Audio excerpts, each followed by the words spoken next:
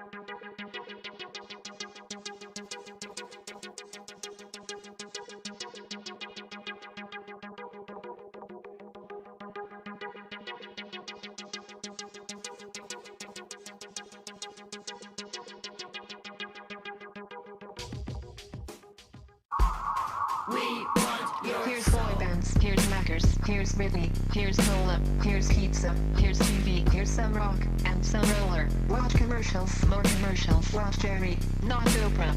Buy a bit of life, from the comfort of your sofa. Here's popcorn, here's magazines, here's milkshake, here's blue jeans, here's padded bars, here's armpit wax, here's football shirts, here's baseball caps, here's live talk shows, here's video game, here's Cola Light, here's Tin Morning, here's filter tips, here's collagen lips, here's all night balls, here's plastic hips.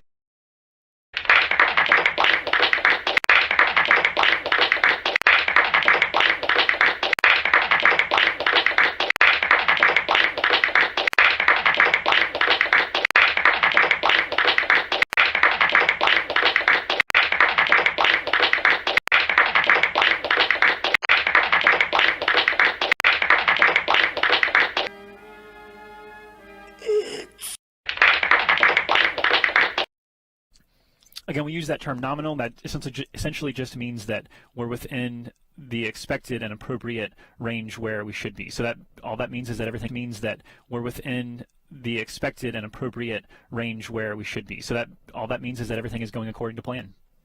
International Space Station switching from older nickel hydrogen batteries to new lithium ion ones. Because it looks that way. There's human presence in low Earth orbit. Because it looks that way.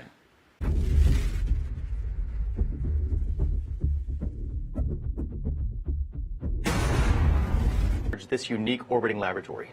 Right. We accomplished so much this year. What do you see for 2020? Well, I would like to say that you're going to see more of the same. Because it looks that way. How astronauts measure items on station, a place where scales don't work. Space is a huge benefit. Because it looks that way. Just a few degrees for now. Because it looks that way. Engines ignition, liftoff, flying through the densest part of the atmosphere. Because it looks that way. Colonel, you better take a look at this radar. What is it, son? I don't know, sir. But it looks like a giant... Because it looks that way.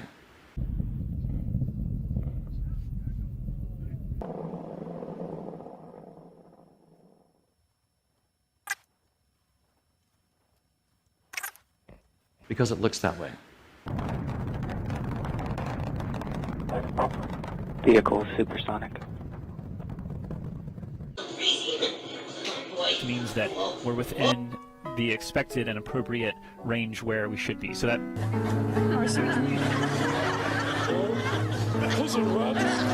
all that means is that everything is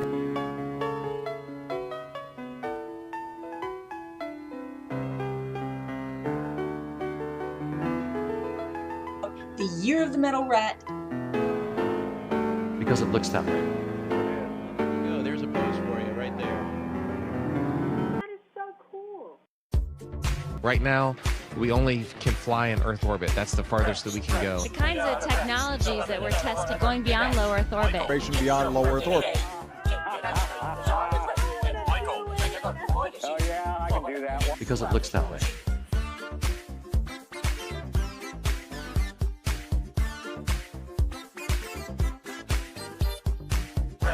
The Earth is flat.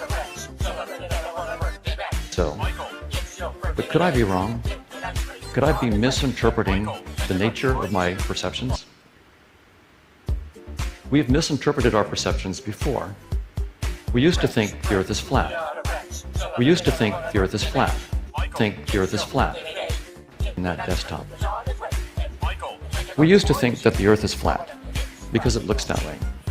Then we thought that the Earth is the unmoving center of reality because it looks that way. That reality will end up turning out to be more fascinating and unexpected than we'd ever imagined, because it looks that way. The internet has become the command center for criminals and terrorists. More must be done by the internet companies to counter threat, but the difficulty is to do this without sacrificing freedom and privacy. The primitive forms of artificial intelligence we already have proved very useful. But I think the development of full artificial intelligence could spell the end of the human race.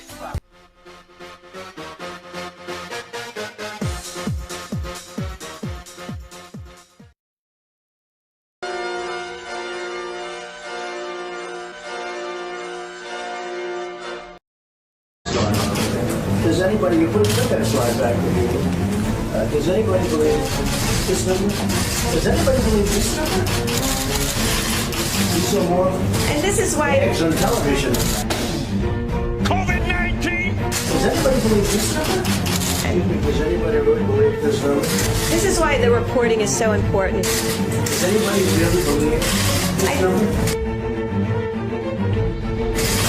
I put China on there so you could see any shadow of a doubt that the Earth is flat. That have to do with the flat Earth versus that prove a flat Earth. So the point is, with the flat Earth, to prove that it's flat, that the Earth is flat. 75. The flat Earth. Any shadow of a doubt that the Earth is flat. The Earth is flat, but to do with the flat Earth. This is proving a flat Earth. To say anything about the Earth being flat is that prove beyond a shadow of a doubt that the Earth is flat. You know, the Earth's flat. Geocentricity. That the flat Earthers show you. Geocentricity. A flat Earth, that the Earth is flat. Prove a flat Earth. Okay, that proves that it's flat. Any shadow of a doubt that the Earth is flat. Flat Earth. Absolutely. The flat Earthers, that Jews would have to be living on those corners. Okay, the Antarctica ice ring. So I guess the Jews somehow got beyond the ice ring and are just hanging out on those corners, on the edges. So then Gentiles would have to be coming from Antarctica. These flat Earthers, Antarctica stuff, that the Earth is flat, because there wouldn't be any Jews hanging out on those four corners. That doesn't make any sense. Flat, is your head a flat disc? That doesn't make any sense. Quadrant, okay? So that makes sense, not sort of like your head, which is more like a sphere than a flat disc, at least mine is. That doesn't make any sense. Let's move on to the next proof. The world also shall be stable, that it be not moved. That the Earth is not moving, the Earth is flat. That would just prove geocentricity. Of a flat Earth, the Earth not moving, number one. But number two. I mean, maybe we're stationary and the whole universe is moving around us. Claim that the Earth doesn't move. Of people. That doesn't make any sense. That shall not be moved.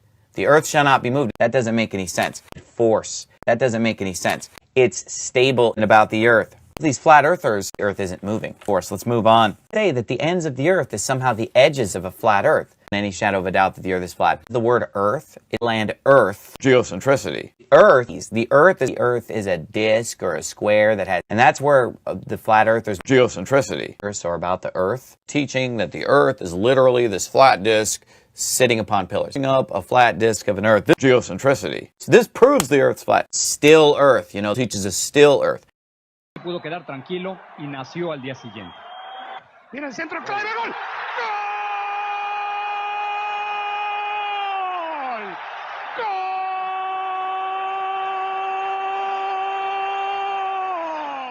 Mi hijo recibió sus primeros arrullos con los gritos de gol de Andrés Cantor y de Norberto Longo cuando México, viniendo de atrás, empató con Bélgica y luego en el siguiente partido.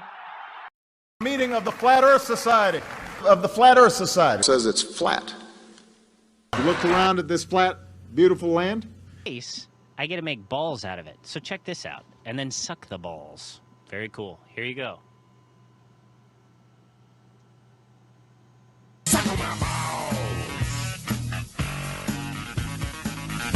Of course, don't ever tell anybody that they're not free, because to you that they are. Experience and has nothing to do with the firmament. It allows us to train astronauts.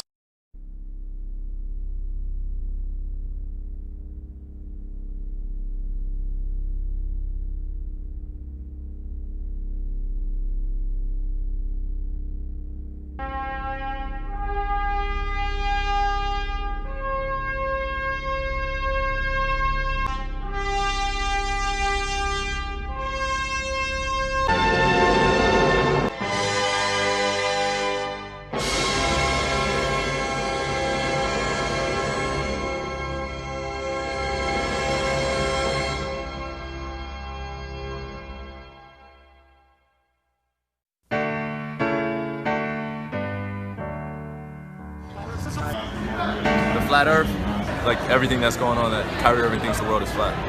So that doesn't matter to you, like that I think that the world is flat, or things that are going on that's changing, shaping the way of our lives. And I think sometimes it gets skewed because of who we are in the basketball world. And oh man, what does he actually think? Oh no, I don't like Kyrie because he thinks that the world is flat. Or he's talking like, does Kyrie actually think the world is flat?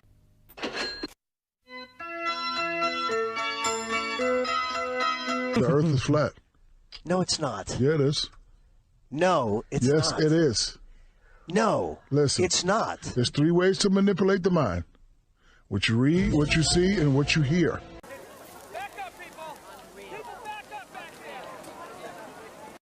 Astronauts. You're an idiot.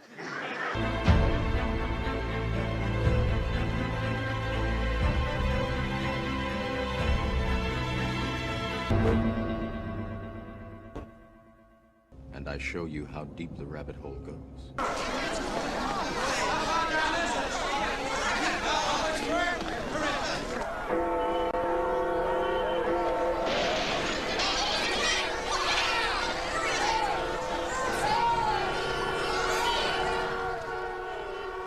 What keeps you awake at night?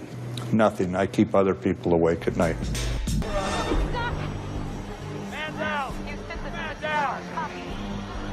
Mad dog matter. Actually, it's a lot of fun to fight them. You know, it's a hell of a hoot.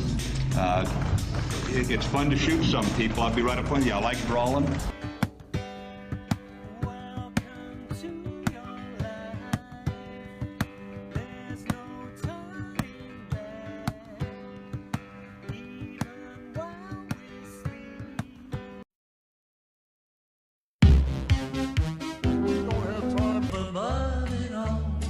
And that's that.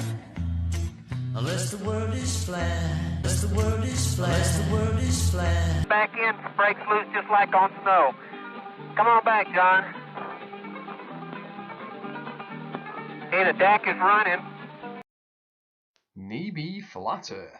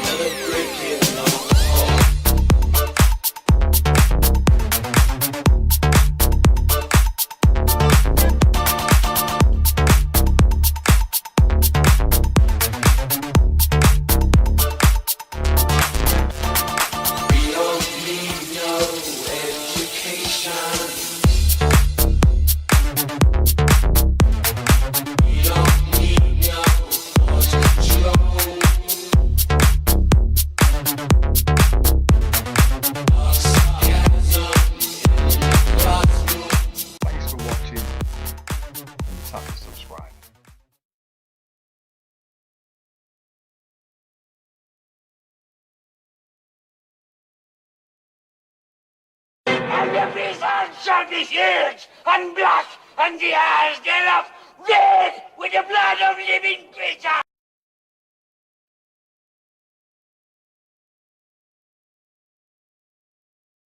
For several months now, we've been seeing strange pulse wave patterns emanating from Antarctica that appear to be feeding into our jet stream.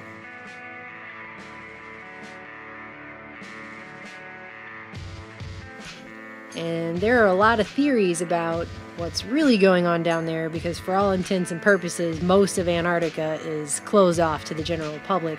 But after all we've read about it, the only thing that we're really sure of is that the majority of everyone has never been told the full story of what is really happening down there.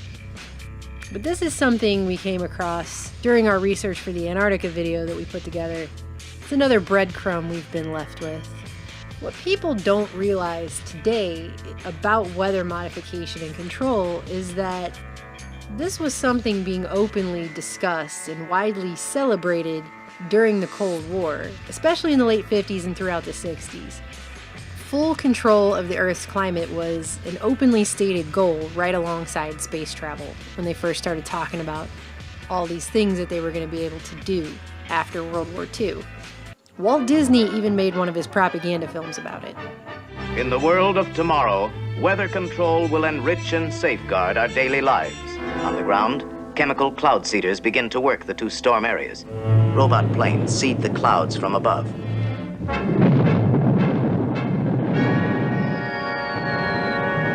These artificial clouds will block the sun from evaporating more water. All available forces have been brought into play. Now we can only watch and wait.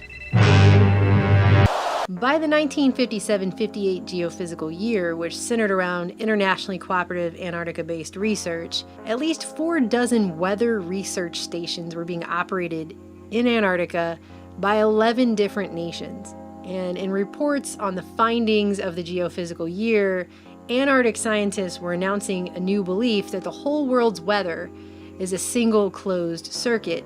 And being the greatest manufacturer of cold air on the planet, Antarctica could be used as one huge world weather control station to change everything from the pattern of the seasons to the levels of the seas by manipulating the vast thicknesses of the ice down there through solar or nuclear power. By the 50s, widespread experimentation was already underway in Antarctica to achieve the goal of weather and climate control.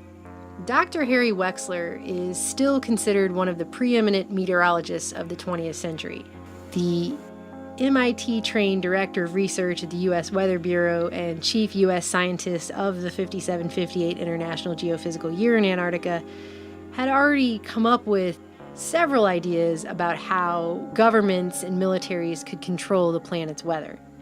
A 1959 Hartford Courant article discussed Wexler's plan for clearing the Arctic Ocean of all ice and making travel from New York to the Orient much faster by detonating 10 hydrogen bombs under the water and blowing enough steam into the polar sky to blanket the ocean with an ice fog that would drastically cut the amount of heat escaping the ocean and thus prevent new ice from being able to form there.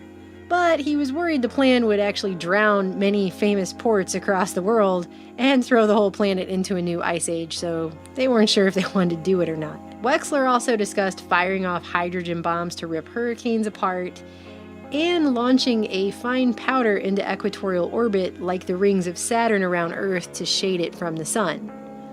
Sound familiar? It should. They've only been discussing doing it for years. 10 Gulfstream jets outfitted with special engines that allow them to fly safely around the stratosphere at an altitude of 70,000 feet take off from a runway near the equator, and their cargo includes thousands of pounds of a chemical compound. By 1962, however, Dr. Wexler was singing a different tune on weather modification. His new calculations worried him that rocket fuels of the type the world's militaries had been firing off into the atmosphere in all manner of experiments, weather and otherwise, since the end of World War II, was possibly permanently affecting the climate and irreparably changing the world's weather for the worse. Throughout 1962, he delivered a speech titled On the Possibilities of Climate Control to at least 3 different groups across the country on how the residues of rocket fuels, including chlorine and bromine compounds, were contaminating the upper atmosphere not just by destroying the ozone layer, but by punching holes in the ionosphere. James Fleming of Colby College points out that Wexler was concerned not just about industrial pollution of the lower atmosphere, but that planetary-scale manipulation of the Earth's shortwave and long-wave radiation budget would result in, quote, rather large-scale effects on general circulation patterns in short or longer periods, even approaching that of climate change, end quote. In other words, Wexler was saying that these rocket fuel compound residues were causing what could eventually be permanent climate change.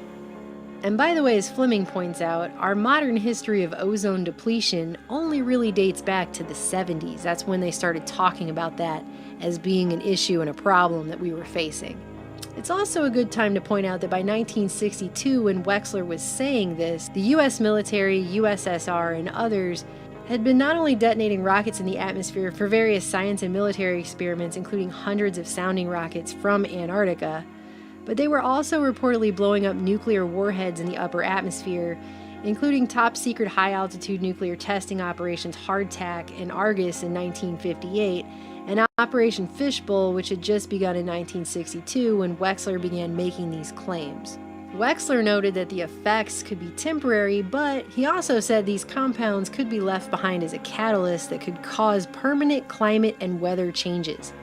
He warned of, quote, a growing anxiety that, quote, man, in applying his growing energies and facilities against the power of the winds and storms, may do so with more enthusiasm than knowledge, and so cause more harm than good.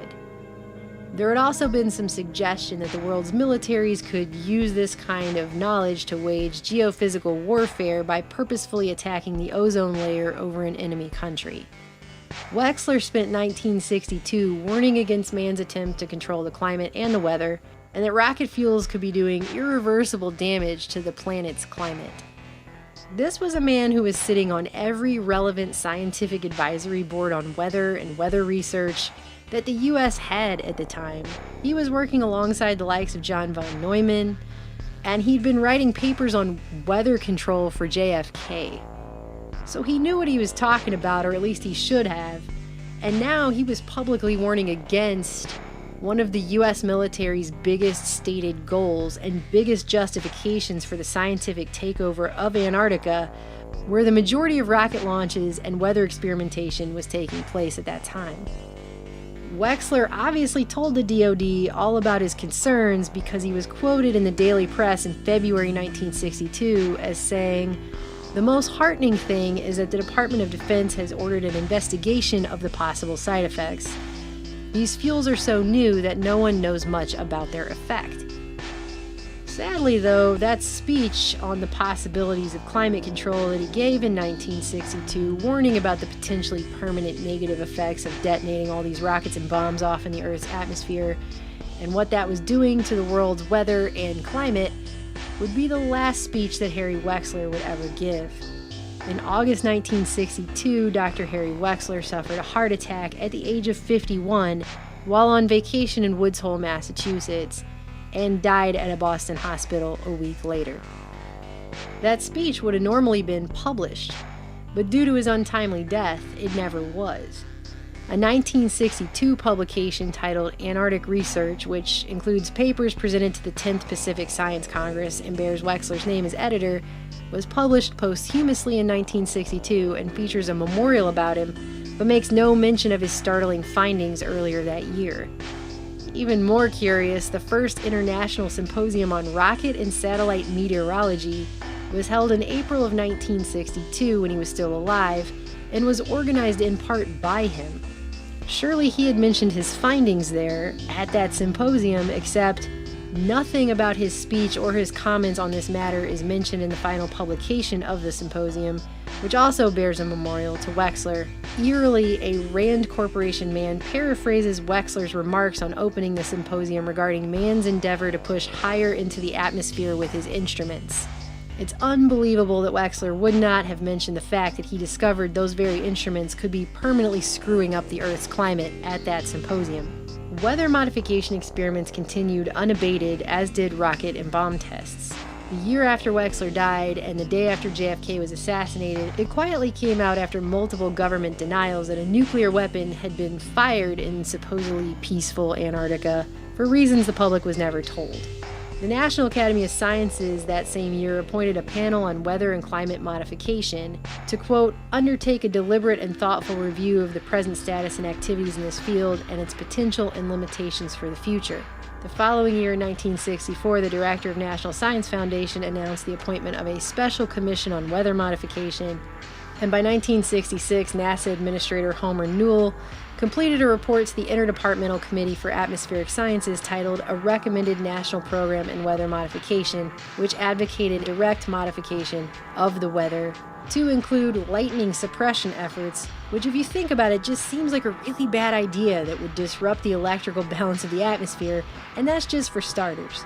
Even Newell admitted in his own report that their weather modification experiments had shown, quote, changes in species, which led to, quote, considerable uncertainties relative to specific results of weather modification.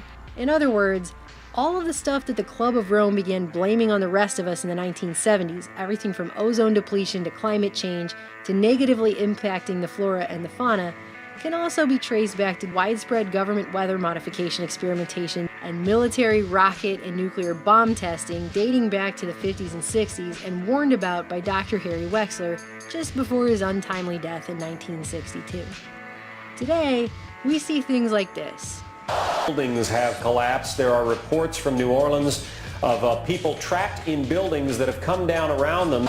Haiti, the poorest country in the Western Hemisphere, has been hit by a major earthquake in Japan, a powerful quake. The tsunami has engulfed several cities. This is the moment Japan's nuclear disaster began. Interrupt regular programming to bring you this weather alert. There is a tornado on the ground in the southern portions of Joplin, just to the south of our station here. We're told all the time that human beings are the cause for all the environmental woes, and thus we have no other choice than to turn over our trust to the government for global geoengineering experiments to commence. And although we will likely never be told how far weather modification and control experimentation went, or where those experiments are at today, when you see something like this coming up from Antarctica, just realize that they've only been talking about using that still mostly off-limits continent for planetary weather control since the 1950s, and warnings against the possible irreparable damage of widespread weather modification and geoengineering from someone who was there during all of that early experimentation and who went down in history as one of the greatest meteorologists the U.S. has ever had, were ignored.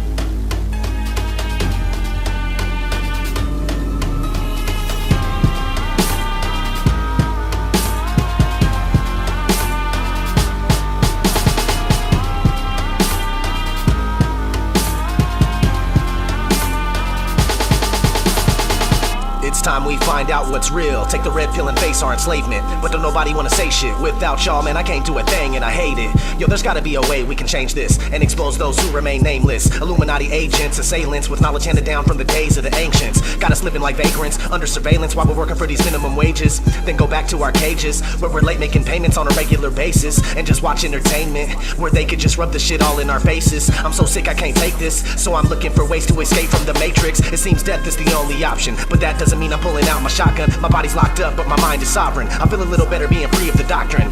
But the truth is a gift and a curse, something that I'm always dealing with and it hurts. Can't sleep at night and it gets on my nerves. Sometimes I wish I could live in reverse. Go back to being a kid again, eating cinnamon toast crunch, not knowing much about the world we're living in. Everything was so promising, hopes and dreams were just blossoming. Conspiracy watch wasn't on the curriculum. Instead of sitting and wishing that some of these things could be different, and always paying attention, vigilant citizen. I know you believe you're autonomous, but that's simply preposterous. I'm telling you that freedom just isn't genuine. The very word secrecy is repugnant in a free and open society. And we are, as a people, inherently and historically opposed to secret societies, to secret oaths, and to secret proceedings.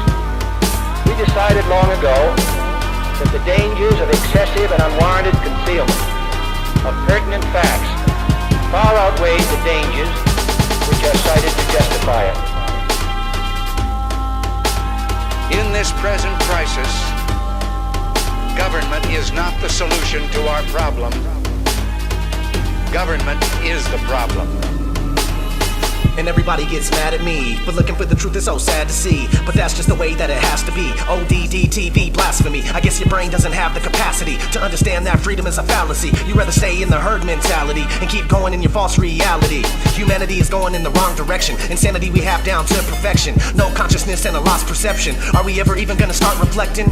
Probably not, but that's okay. We can keep living life like a masquerade. Keep living like slaves till we pass away. And our kids are the ones that'll have to pay.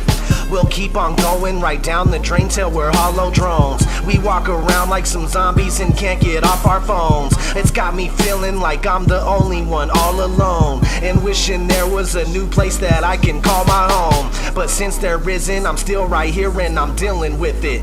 Getting high just to get by, cause I'm not feeling this shit. Those in charge of what's going on never will admit it. It's time we rise up and reveal the wicked. Soldiers, don't give yourselves to brutes. Men who despise you, enslave you, who regiment your lives, tell you what to do, what to think, and what to feel, who drill you, diet you, treat you like cattle, use you as cannon fodder. Don't give yourselves to these unnatural men, machine men with machine minds and machine hearts. You are not machines, you are not cattle, you are men. You have the love of humanity in your hearts. You don't hate, only the unloved hate, the unloved and the unnatural. Soldiers, don't fight for slavery, fight for liberty. In the 17th chapter of St. Luke it is written, the kingdom of God is within man, not one man nor a group of men, but in all men, in you. You, the people, have the power to create machines, the power to create happiness. You, the people, have the power to make this life free and beautiful, to make this life a wonderful adventure. Then in the name of democracy, let us use that power. Let us all unite. Let us fight for a new world. Decent world that will give men a chance to work, that will give youth a future and old age a security. By the promise of these things, brutes have risen to power, but they lie. They do not fulfill that promise. Reach the infectious zone and risk contamination by toxic cloud formations. Please do not continue into the quarantine zone. Stay where you are and remain calm. Please sit down and remain calm. I wish there was some kind of magical pill I could administer to everyone on Capitol Hill. You wanna call that thought radical chill? You must not be familiar with the factual deal. There's a power grab happening right under your nose. Re-education camps around and there's no wonder who goes. Open your mouth for suicide before the story's exposed. Whistleblowers disappear to where nobody knows. Say the wrong thing and your whole career is iffy. American-Israeli Public Affairs Committee. The real terrorists in question are getting by you. 9/11 was a blessing according to Netanyahu. It leaves me no choice what to do with the Mossad do and more. By deception, wage war. Your commander-in-chief don't run the motherfucking thing. You don't get to see the king, just the puppets on the string. Puppet on the string. Wake up, stupid, the enemy is on attack. Puppet on the string. Walking around like your pretty boy Floyd. Puppet on the string. Gotta get rid of him. Point, but large, have a good journey. Puppet on the string. Don't even try begging for your life, that don't concern me. If only appearances could show the truth. Work would be so much easier. Yeah, appearances can be so deceiving.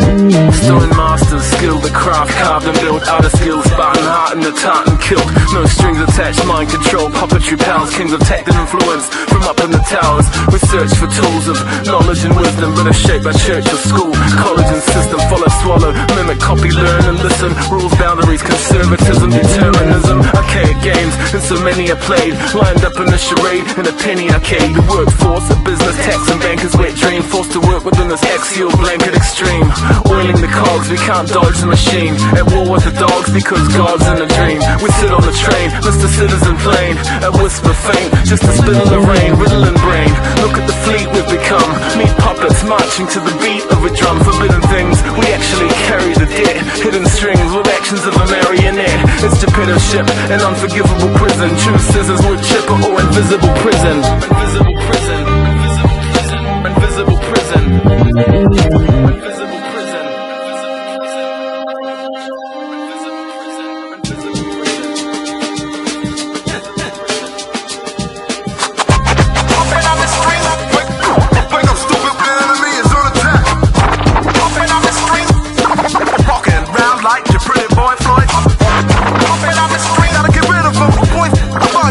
Have a good journey. they don't concern me.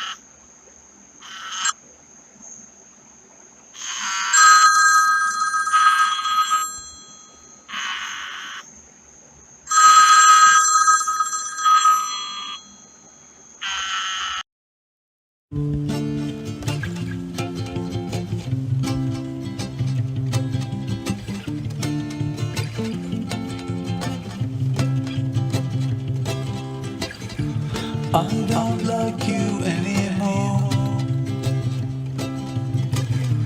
I might walk right out the door.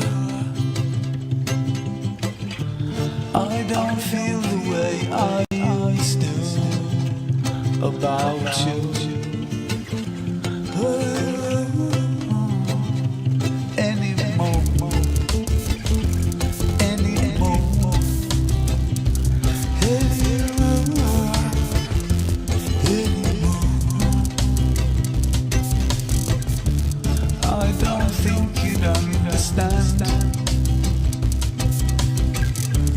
All the things that I have planned, I don't like the way you look at me. I think it might just be time to be anymore.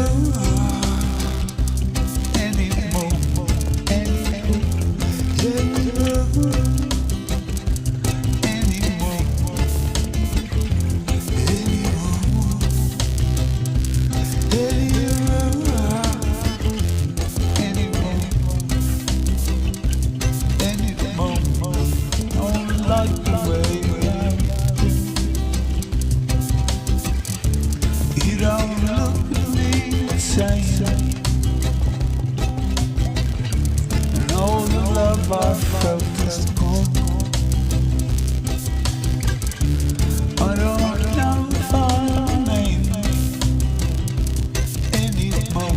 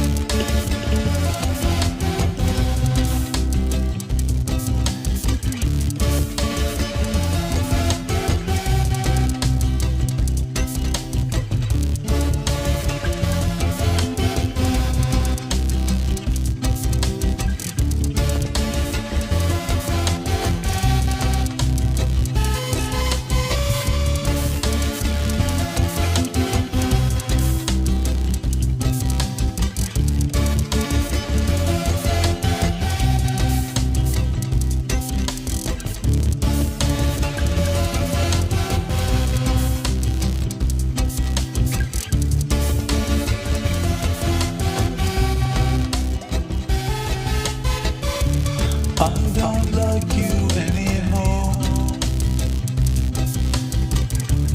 I might walk right out the door. I don't feel the way I used to about you.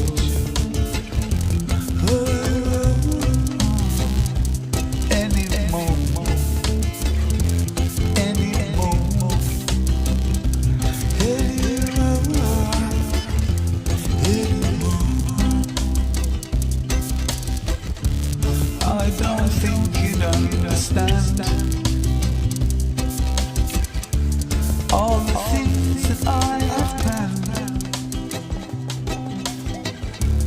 I don't like the way you look at me. I think it might just time to be anymore.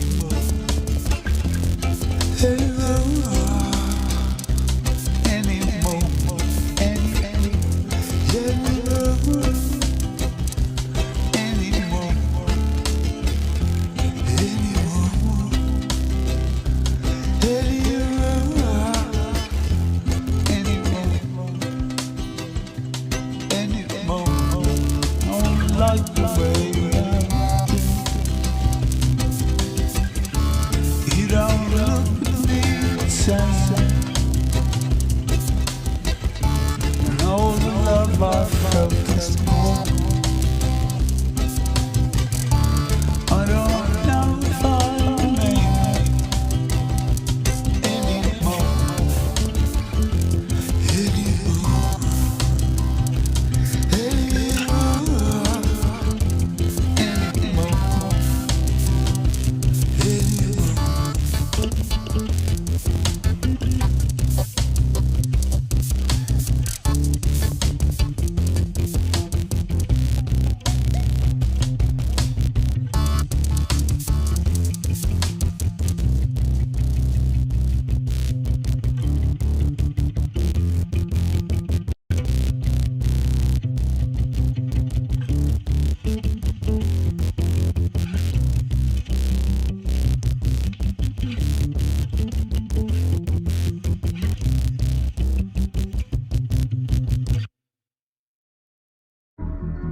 Listen very carefully. The Earth is flat. Didn't you get the email? What's an email? It's a computer thing, like an electric letter. Or a quiet phone call? I don't have a computer. Too bad. That's why you're at work while we're living it up on our day off. Hey, Carl, turn up the car radio. Why not? Anything goes today. Dr. DeGrassi Tyson, I asked Dr. Steven Weinberg once.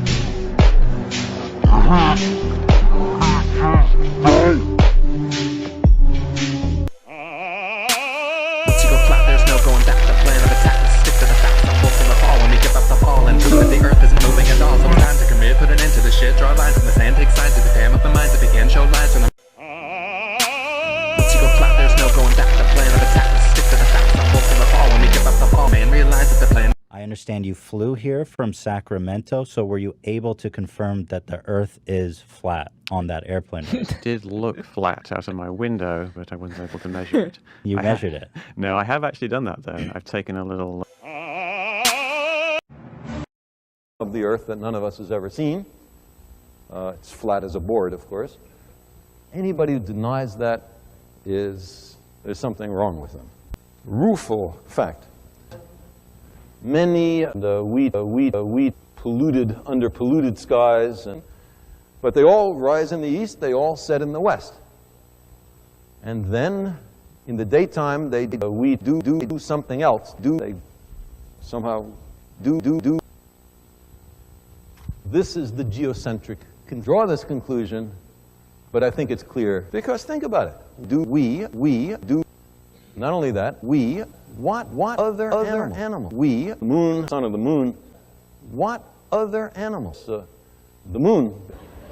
Whereas the moon, even but absolutely straightforward observational facts that every person can verify for him or herself. We also are vulnerable to this siren song, which we can call chauvinism or geocentrism or anthropocentrism. What other animal? So, knew that this was dangerous stuff. This book is for mathematicians. If you're not a mathematician, close the book. The Bible says the earth is at the center. We all believe that. And then, as you know, Galileo of Copernicus,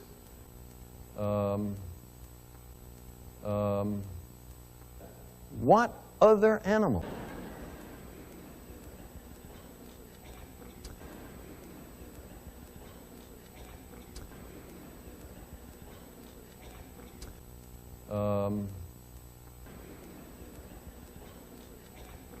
But the stage had been set.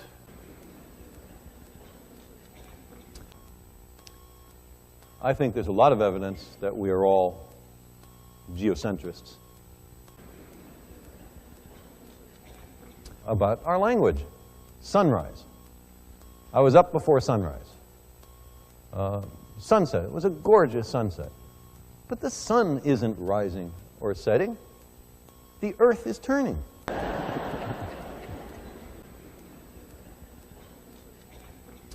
Occult the sun. Billy's gone before you're halfway through.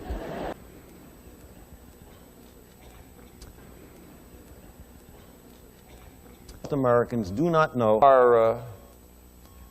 the Copernican perspective gets a lot of press in the United States. I mean, there is NASA.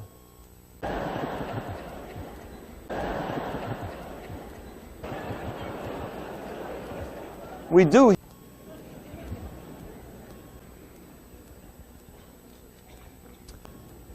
There are. We do here. Do here.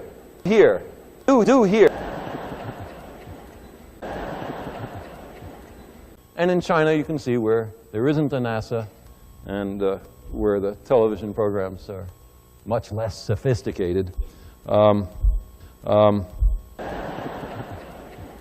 Still think, in their heart of hearts, that the earth is as flat as a board, of course. And we're obviously not moving. It's an observed fact.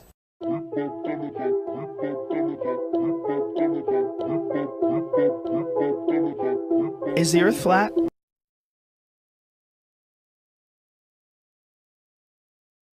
First off, I want to thank Gary on my Facebook page for bringing this to my attention with this apartments.com ad.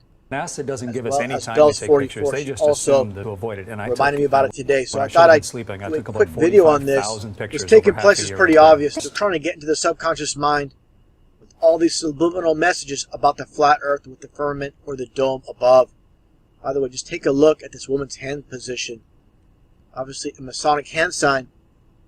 Just a matter of time before this truth is revealed to all. And all those that believe in the globe, that believe in NASA, with all they give us is composite images.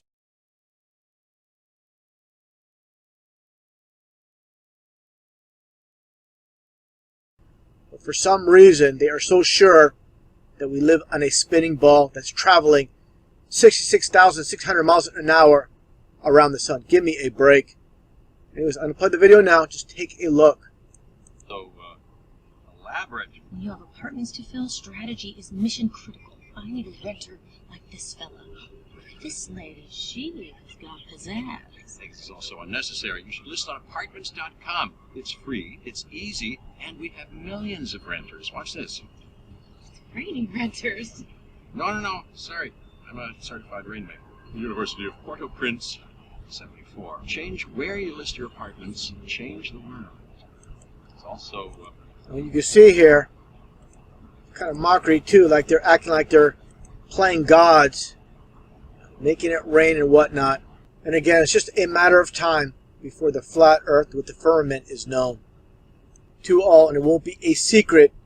And those in denial, they will no longer be in denial. Space, the final frontier. Spaceman.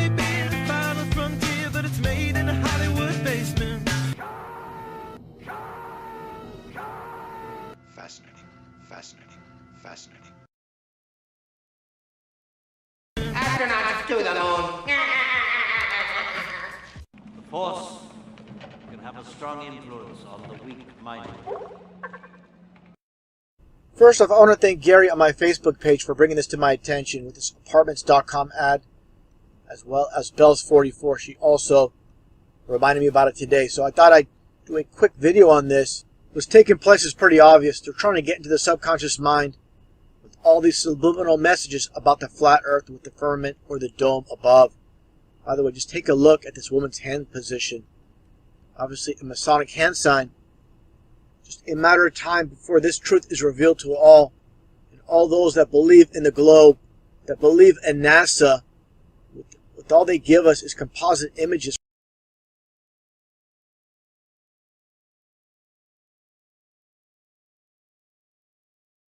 But for some reason, they are so sure that we live on a spinning ball that's traveling 66,600 miles an hour around the sun. Give me a break. Anyways, I'm going to play the video now. Just take a look. So, elaborate. When you have apartments to fill, strategy is mission critical. I need a renter like this fella. This lady, she has got pizzazz.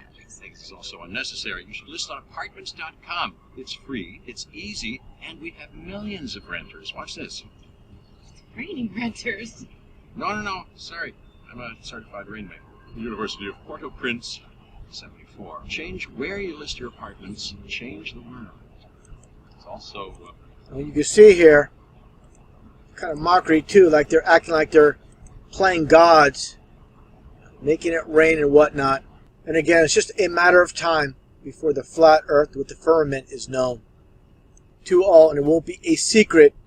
And those in denial, they will no longer be in denial. Space, the final frontier. Space may be the final frontier, but it's made in a Hollywood basement. Fascinating. Astronauts to the moon.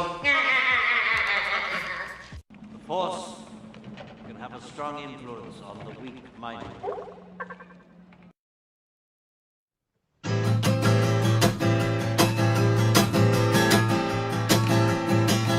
My name is Jim Lovell, I'm an astronaut man. On a lonely horse I ride around the earth in an old tin can with a spaceman by my side.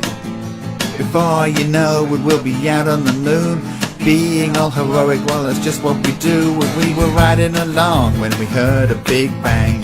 Houston gave a shout. They said, look out the window of your old tin can, you got oxygen spilling out.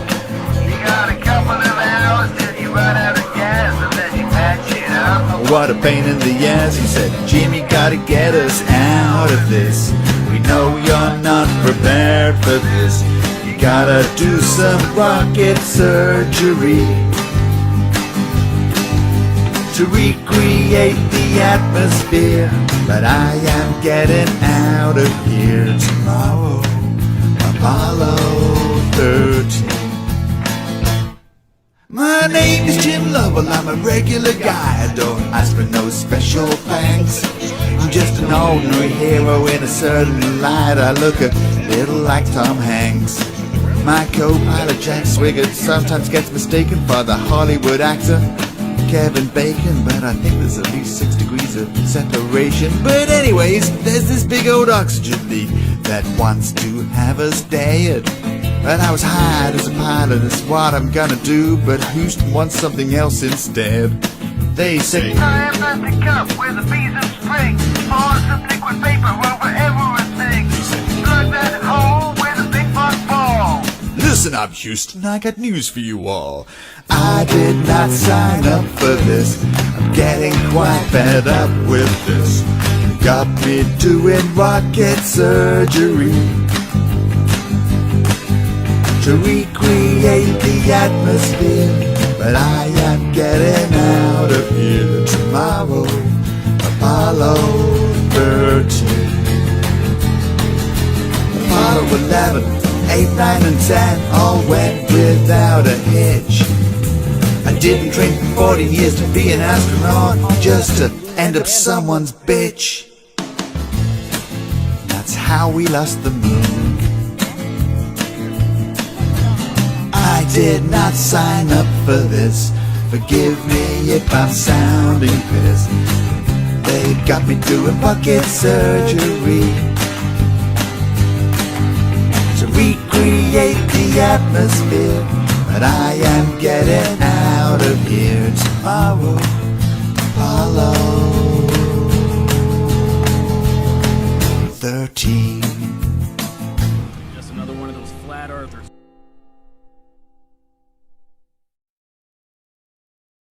Three astronauts set course for the moon. It's Houston, we are go for launch. It is the 13th minute of the 13th hour. Apollo 13 is the mission. 3, 2, 1. Get ready for a little choke, fellas. 13 was supposed to be a lucky number. It wasn't. Everything that could have gone wrong did.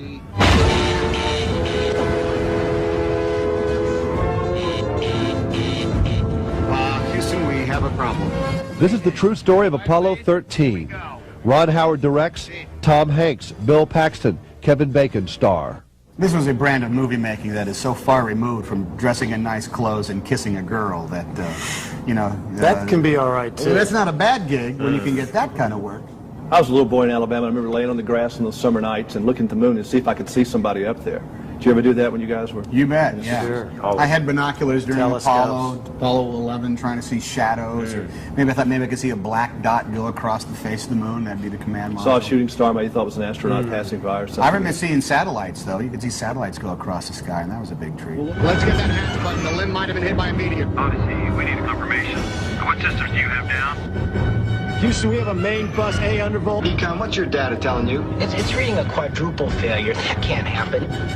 This movie is inspirational, isn't it? I mean, as much as it is entertaining and fun and, you know, got all the elements. Because what you're saying, it's inspirational. We're talking about guys who did not make it to the moon. It's inspirational because what we're showing what is potential of humankind. We're showing that it is possible not only to go to the moon, but bring guys back when it seems as though that's an impossibility. I think that's a cool thing. But true nobility only comes out of incredibly adverse situations, and that's what this was all about. These guys got way out there, and they weren't going to make it back. And the world. When you guys read this story, I mean, we all know the story, but it doesn't matter as you watch the movie because you're still wondering what's going to happen. I mean, Ron Howard really is a magician, isn't he, about making things come together? Incredible. He did an incredible job. I think he did an incredible job at keeping the movie real and smart and close to the true story, and also making so that people who do nothing about the space program, have no understanding of physics at all, can watch it and understand what the heck's happening. You know, I think that was a really fine line to walk. It's the early 1960s, and I'm looking at a globe of the Earth. That was just crazy talk. Or a broken cookie. Well, researchers who look into this question our traditional story. Researchers suspect, and there is good evidence for, 13,000 years ago there was a more advanced form of human civilization. 100 meters, 330 feet. Overlooked for thousands of years. Extraordinary claims require extraordinary evidence. Doable. Let's do it. Do it. Do it.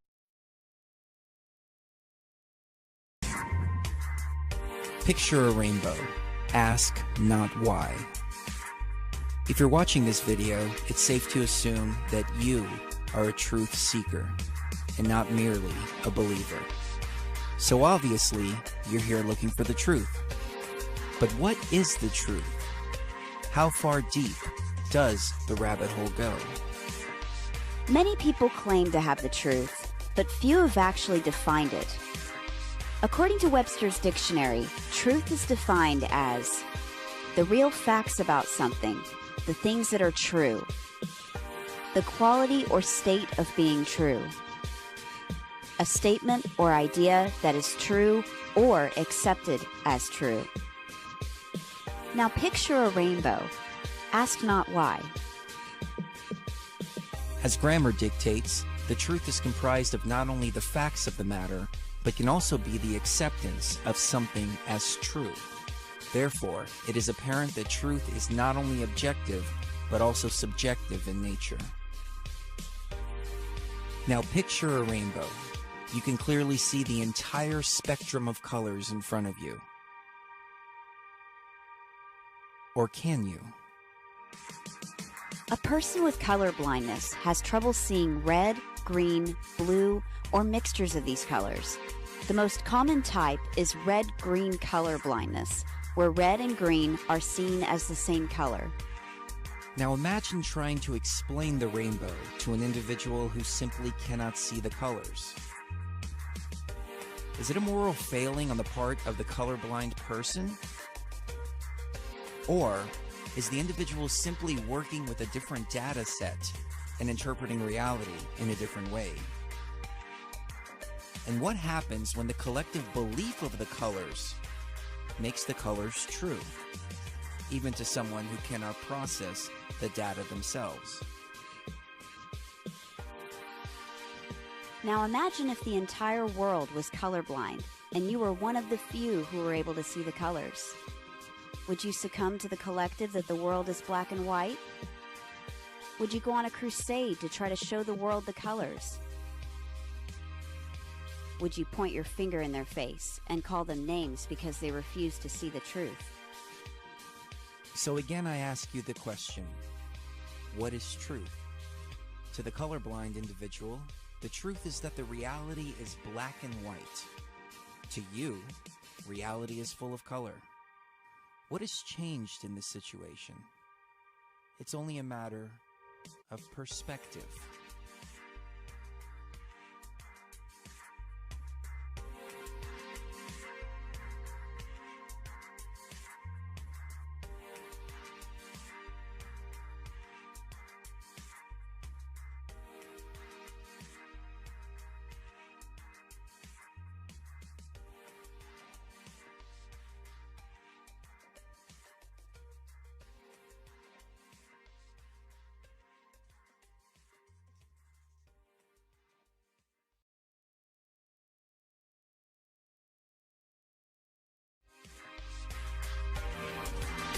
Hello, and welcome to the cupola on the International Space Station. Cupola?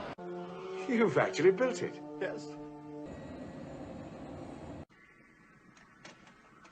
So you have a whole series of O-rings in here, and a shaft that you rotate. Cupola? Madam, I'll explain. You see, what keeps water out keeps air in. You see? You kind of want to be careful because there is no bumper, so you don't want to hit the structure real hard. Now, wait a minute. There's no pressure outside, which means that the moment the hatch is opened, the entire sphere is a vacuum. Then you have a leak. There's this outer frame that's covered with roller blinds and these old railway buffers. It's kind of cool to think that, you know, there's this shaft that goes sort of through the structure. The other side is in outer space. That's very good. That's right. You see, you open and shut the blinds to cut off the force of gravity from, say, from the Earth, or the Moon, or any other bodies in space. Shutters can only be operated manually. It's called real good engineering. It's all rather exciting, isn't it? And we're getting a picture on the TV.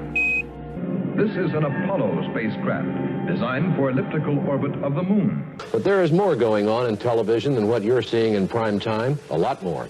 We have poor quality TV pictures offered by the government-controlled BBC, which are used to simulate Neil Armstrong talking about landing on the moon with a microphone, and yet he's sitting practically on top of a rocket engine that is putting out sound levels of about 140 or 150 decibels. Lights on. You want me to really be honest with you? Yeah. Okay, Houston. The moon is essentially gray. Gives some hint of possible volcanic. Forward. Now, we know that that is absolutely impossible to overcome that sound level inside the lunar lander with a normal human voice. We got you now. It's looking good. Over. On all these moon flights, the broadcasts that the world saw were kinescopes filmed off television monitors.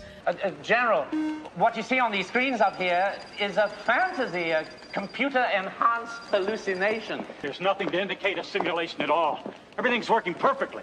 But does it make any sense?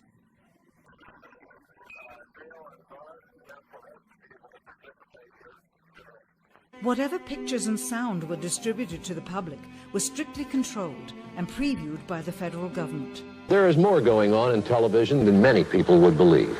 It was technically impossible to do it. And it's displayed on the screen. To see how it works, please watch the screen. Let's take a look. You don't believe we went to the moon? I believe it was a brilliant piece of propaganda. I'd like to ask Neil Armstrong and Buzz Aldrin, and I'm not quite sure how to ask this question, but when you first stepped on the moon, did it strike you as you were stepping on a piece of the Earth? You want me to really be honest with you? Yeah.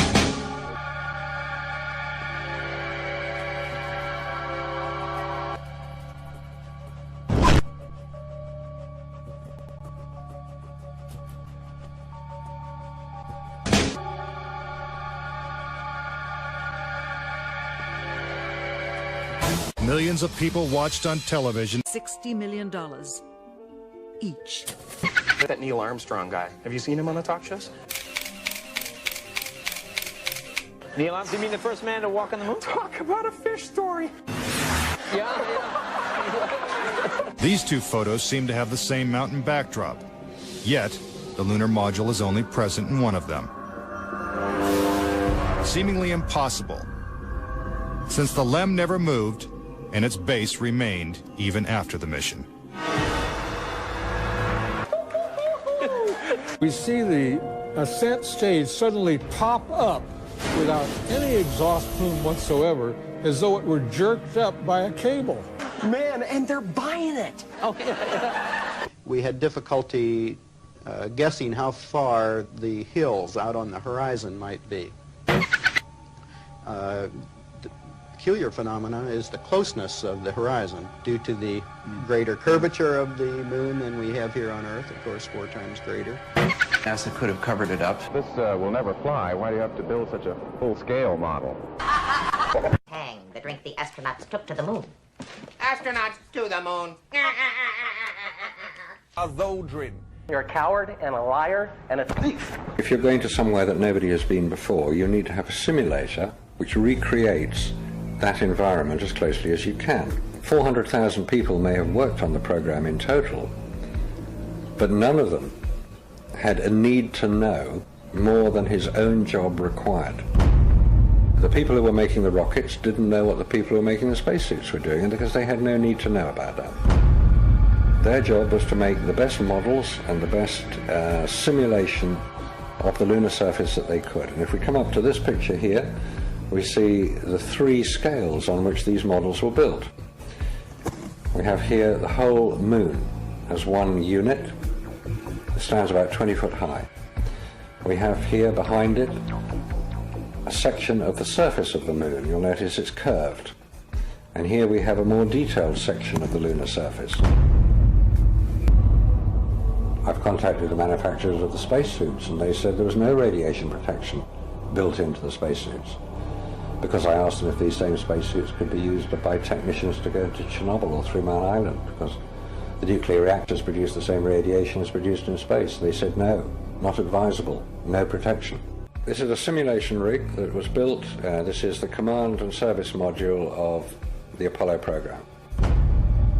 And you'll notice that the window here looks out onto a block here, and there's another one here. They're curved. These are the screens onto which the lunar surface was projected as the craft made a simulated approach. What we are looking at are films of realistic models, bringing to the world a new awareness of our own simulated portable TV camera that the astronauts will carry with them out onto the lunar surface.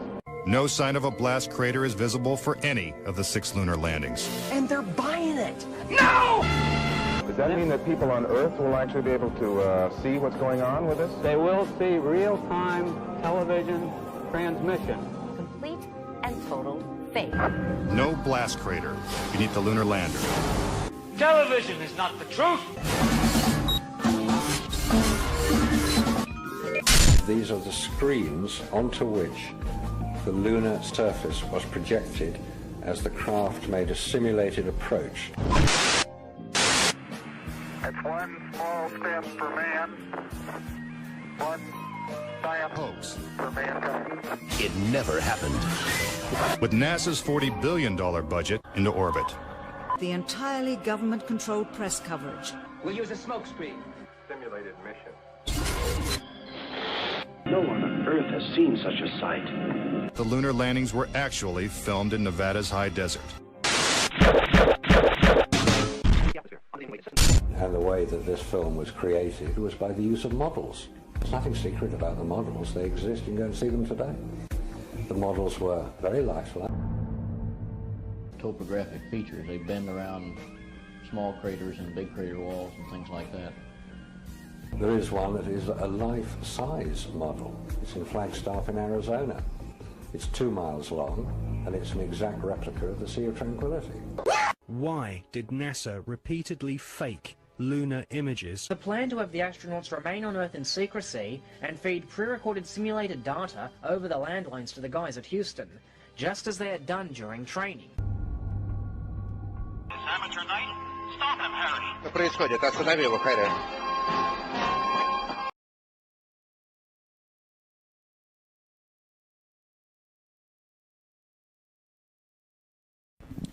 Hello, my name's Al DeChico. I live in Golden Valley, and I understand that this is a federal issue.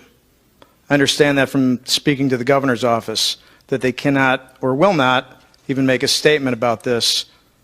My question is, have you tested the rainwater?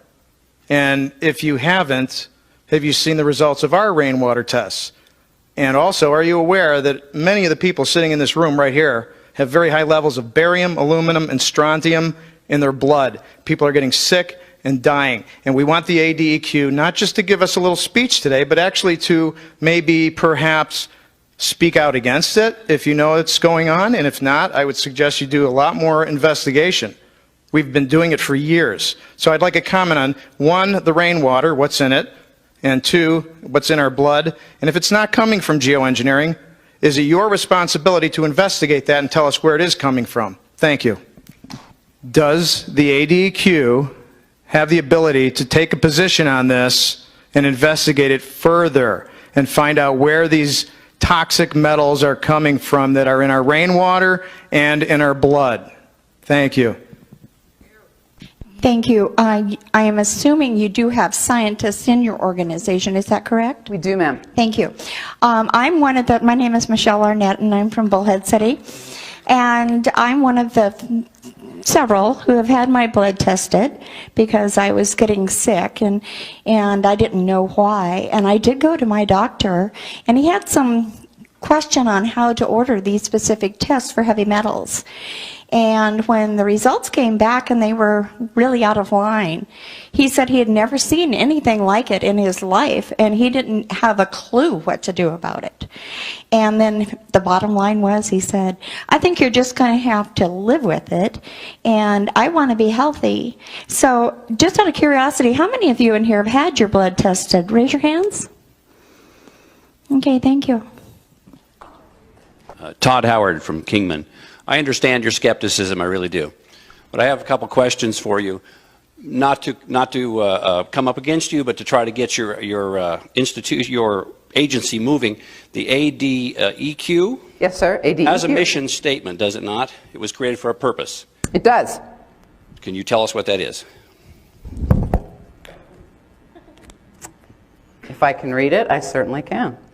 Our mission statement is to protect and enhance public health and the environment in Arizona. Very good. Okay, my second question to you is this. Now, if these people have evidence, if they have enough accumulated evidence to be of interest, can you tell us who to send it to get an investigation going? Because if their health is in danger, that's within your mission statement. My third question to you is, if there is sufficient evidence to invoke your jurisdiction for the purposes of your mission statement, can the state of Arizona, through your office or through someone else, file that complaint against the federal government and get something moving? So can you tell us who to send our evidence to? Who are the scientists in your department that we could send it to?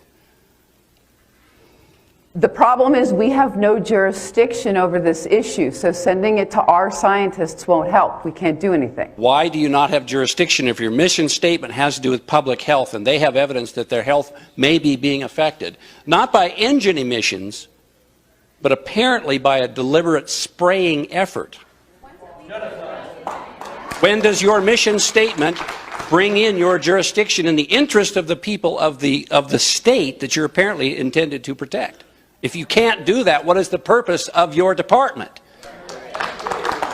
So who do we send our evidence to get our public servants moving?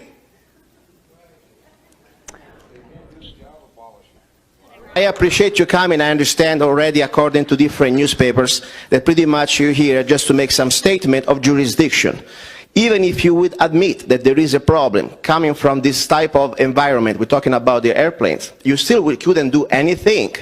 I wish there was something like more, maybe some scientists, because I tell you something, I'm not even going to approach this from a point of view of geoengineering, weather modification. I'm not even talking about that. I'm talking about there is a real serious crisis, health crisis, documented. Officially, I would like to serve you right now, not as a legal, but as documents that I already sent the register to the governor, to former Senator Gould, for the former representative of our district. There are like at least 12 blood tests here, created by official laboratory with real doctors, MD, and all these blood tests came back with a high extreme level of barium, some aluminum. I'm talking about levels that they go about more than 1,000%. So I forget about the airplanes, the aliens, and anything else. This is a crisis. We have people that they are suffering, and we don't know where this source is from. So there are a lot of things that I think is a state duty to investigate. I want to bring you here today officially, ma'am. This is for you. There are blood tests with names, some they're being blacked, but they are real blood tests that deserve attention. And it's your duty, moral and legal duty. You're on the record. Okay, first of all, my name is Deborah, and I'm from Mesa, Arizona. This is not emissions from an airplane. That's completely disinformation. It doesn't come from engines. This comes from spray nozzles that are retrofitted on airplanes. And I want to know, if you don't have any jurisdiction over the air quality, or over the air, when they fly up in the air and they dump this on us, who has jurisdiction over the generators while they're on the ground? We have jurisdiction over the ground generators, yes. Okay, so who's testing those? And the airplanes that emit these while they're on the ground, before they fly up in the sky? Yeah, I think that all of us, for a long time, have known that we're being sprayed. This is not contrails. Contrails are very short. Chemtrails go along the sky, and when you see these planes go from one end of what you see to the other, and back again, and back again, and back again, and you have sometimes as many as 10 planes doing this at one time. And you know, we have gotten a hold of Jan Brewer's office, and the senators throughout the United States. And in Jan Brewer's office, finally, they said, oh, well, you need to do the FAA. We got a hold of them, nothing. They said, there's nothing, it's contrails. So then we go back to Jan Brewer's office, and no one will talk again. And really, frankly, we're not the only people. There are people all over the place that have sent information in. Now, you're here, and you're inadequate to be able to take care of this for us. But whoever can, anybody who's in a place of power, like Kelly Ward, or you in your office, you need to really push this, because really, we are being sprayed like we're bugs, and it's really not okay.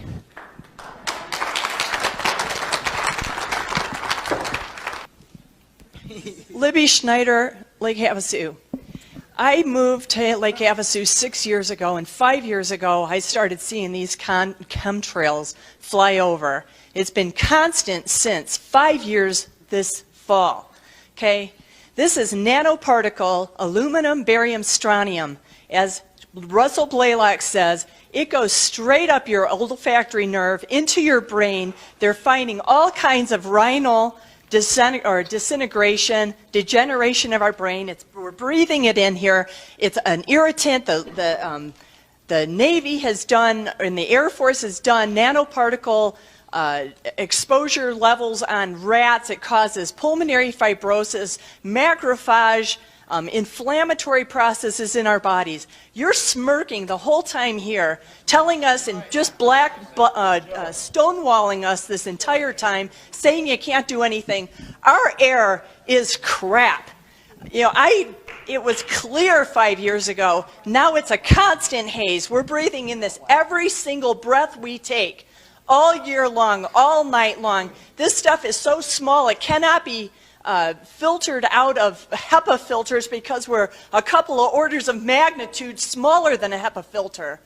It's like I am so angry. I'm a chiropractor. My job is trying to take care of people, and we're being sprayed to death. And you're just doing nothing about it. So it's like, get someone who does something. I'd like to make a suggestion. My name is Walter Sparlake Havasu.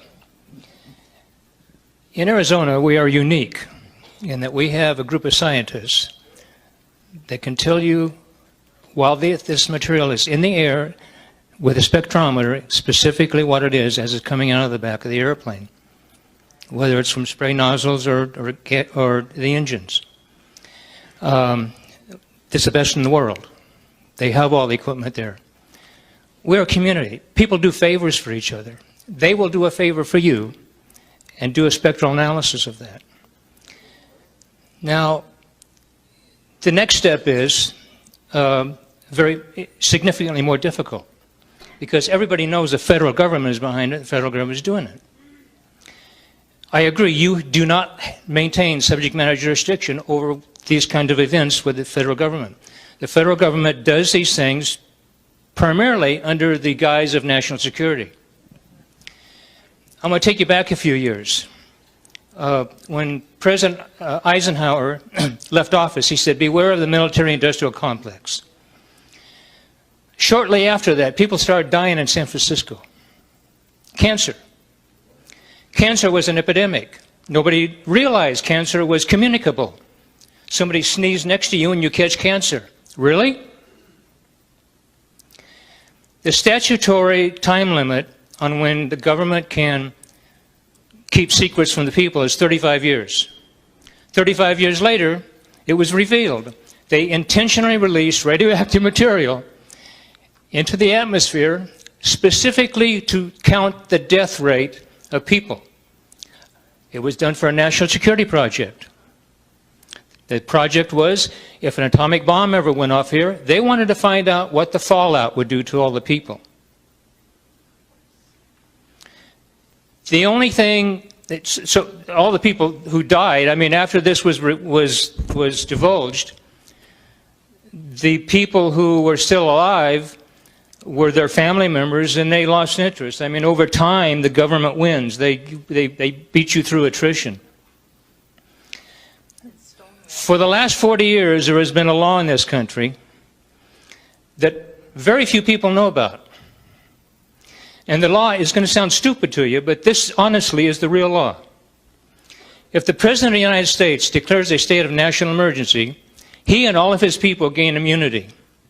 So if you sue the federal government and you go into the courtroom, the judge lacks subject matter jurisdiction over any evidence submitted by the President during a time of national security as declared by him. So in other words, there's hardly any way you're going to win a lawsuit if he makes that declaration. This is a very difficult problem. I litigated that issue for 20 years. And the Supreme Court agreed with that stupid decision.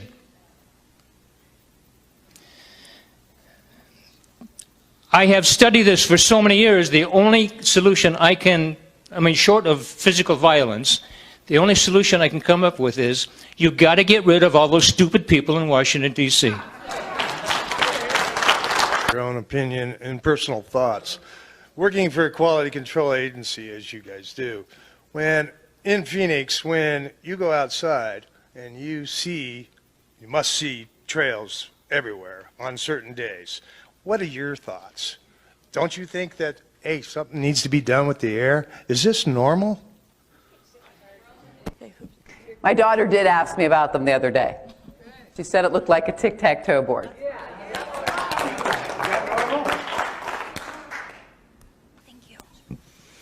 First of all, I want to say you don't look like a scientist or an attorney. You look like me. You look like all of us. And you mentioned that you have a daughter. And I don't know if you have children yet or not. But I think that like us, regular people, you would care if this was going to somehow affect your children as well. I moved here in '85, and the beautiful blue skies that I saw every day when I opened up my blind were just enough to make your heart jump for joy. But in the late 90s, I looked up, and to my surprise, I saw these crazy things going on in the sky. And like your daughter, I was like, what's that? And I started counting. I stopped counting at 26 lines that crisscrossed and went different ways, but the 26 that I could identify individually. And every year I've seen it get worse and worse. Now, my barium level is 280 when it should be less than 10. I think I'm kind of the poster child for Mojave County, but I don't live in Golden Valley, I don't live in Kingman. So I really don't shop or eat the same things. I don't do anything that they do similarly. I also don't go in the river, which is something that the health department mentioned, because I'm embarrassed to say it, but I can't swim. And so I stay out of the river. I have Crohn's disease, so I don't eat all the nuts that they were referring to because my body just won't digest things like that. But I'm pleading with you, ladies, help us, join us, because you too have a skin in this game. Look up. I know that when we walk around in our daily lives, we're too busy looking to where we're going so we don't trip over something, or we're in a hurry to get where we're going, or we're driving and we're avoiding other cars. But just stop and look up and ask why, and help us. Once, whatever the source is, let's say it's an airplane, just for speculation. Once it leaves that airplane and it lands on Arizona, the ground, our airspace, our plants, our trees, our people, then doesn't it become your interest? Not even then? It's an airplane. Okay. Well, but after it's not in the airplane anymore. It's still an airplane. Okay, thank you. Hi, I'm John. I live in Kingman, out in Valley Vista there. I have a question for the senator. In your opinion, do you think we're a bunch of nuts? Or what is your true opinion of this whole phenomenon? I moved from Michigan about 12 years ago, and one of my neighbors out in Valley Vista was telling me about this spray and stuff, and we affectionately nicknamed him Jet Poop Bob, you know. But, you know, when I first moved here, for the first few years, day after day after day, a crystal clear blue skies. We loved it. Arizona. It is no more, Senator. Todd Howard, Kingman. Ladies and gentlemen, I want to thank you all for coming. I know you all have valid concerns, and I'm sure that a lot of you have good, solid evidence. But what I want to talk to you about is, no matter what you present here tonight, it's going to fall on deaf ears. Now, they've told you this is a jurisdictional matter. And the reason I wanted this nice lady here to point out the mission statement of the ADEQ is, you are that jurisdiction. Do you understand? They have no jurisdiction about what comes out of the back of an airplane until it affects your health. Now, you have to, listen to me, what you have to do is you have to get your evidence together, and you have to make a claim. You have to file a complaint, and you've got to be able to substantiate it. For any state agency to find jurisdiction, there's got to be a claim of damage. Do you understand that? It's very simple law. I guarantee you that the state agencies have jurisdiction when they want so many bucks for you running a stop sign. They're just happier than hell to collect money. But if you want to get them moving for your benefit, then you have to understand that you are that jurisdiction and you have to set that jurisdiction in motion. Get your public servants off top dead center. Get a claim together, get your evidence together, get organized. Please, please do not be so naive as to think you're going to make anybody up there care. They're your public servants, get them in motion. Get your claim together, get moving. Do not be naive.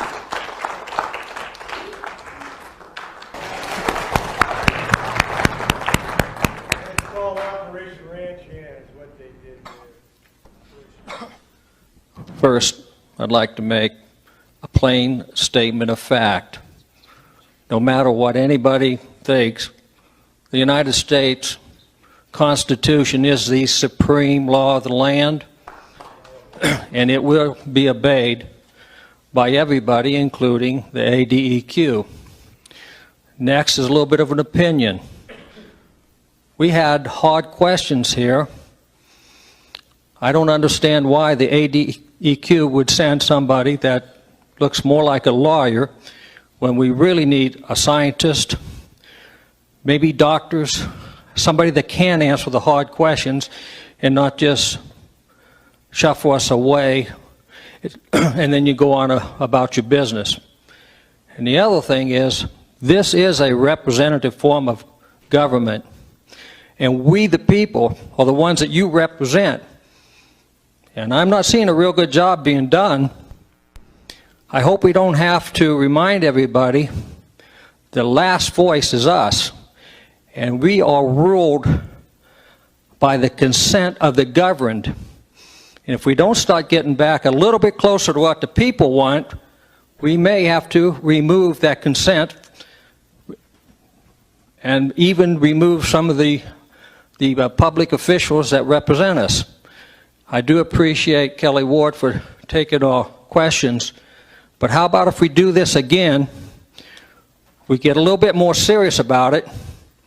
Instead of lawyers and mouthpieces that can answer questions and cover for people, we start talking about the truth. There is something going on there, and I'm not the only one that's kind of upset about it. So how about if we do this again, we get a little bit more to the bottom of the truth and bring some of your scientists and let's see some of the proof. And incidentally, I got one last story and then I'll return this microphone.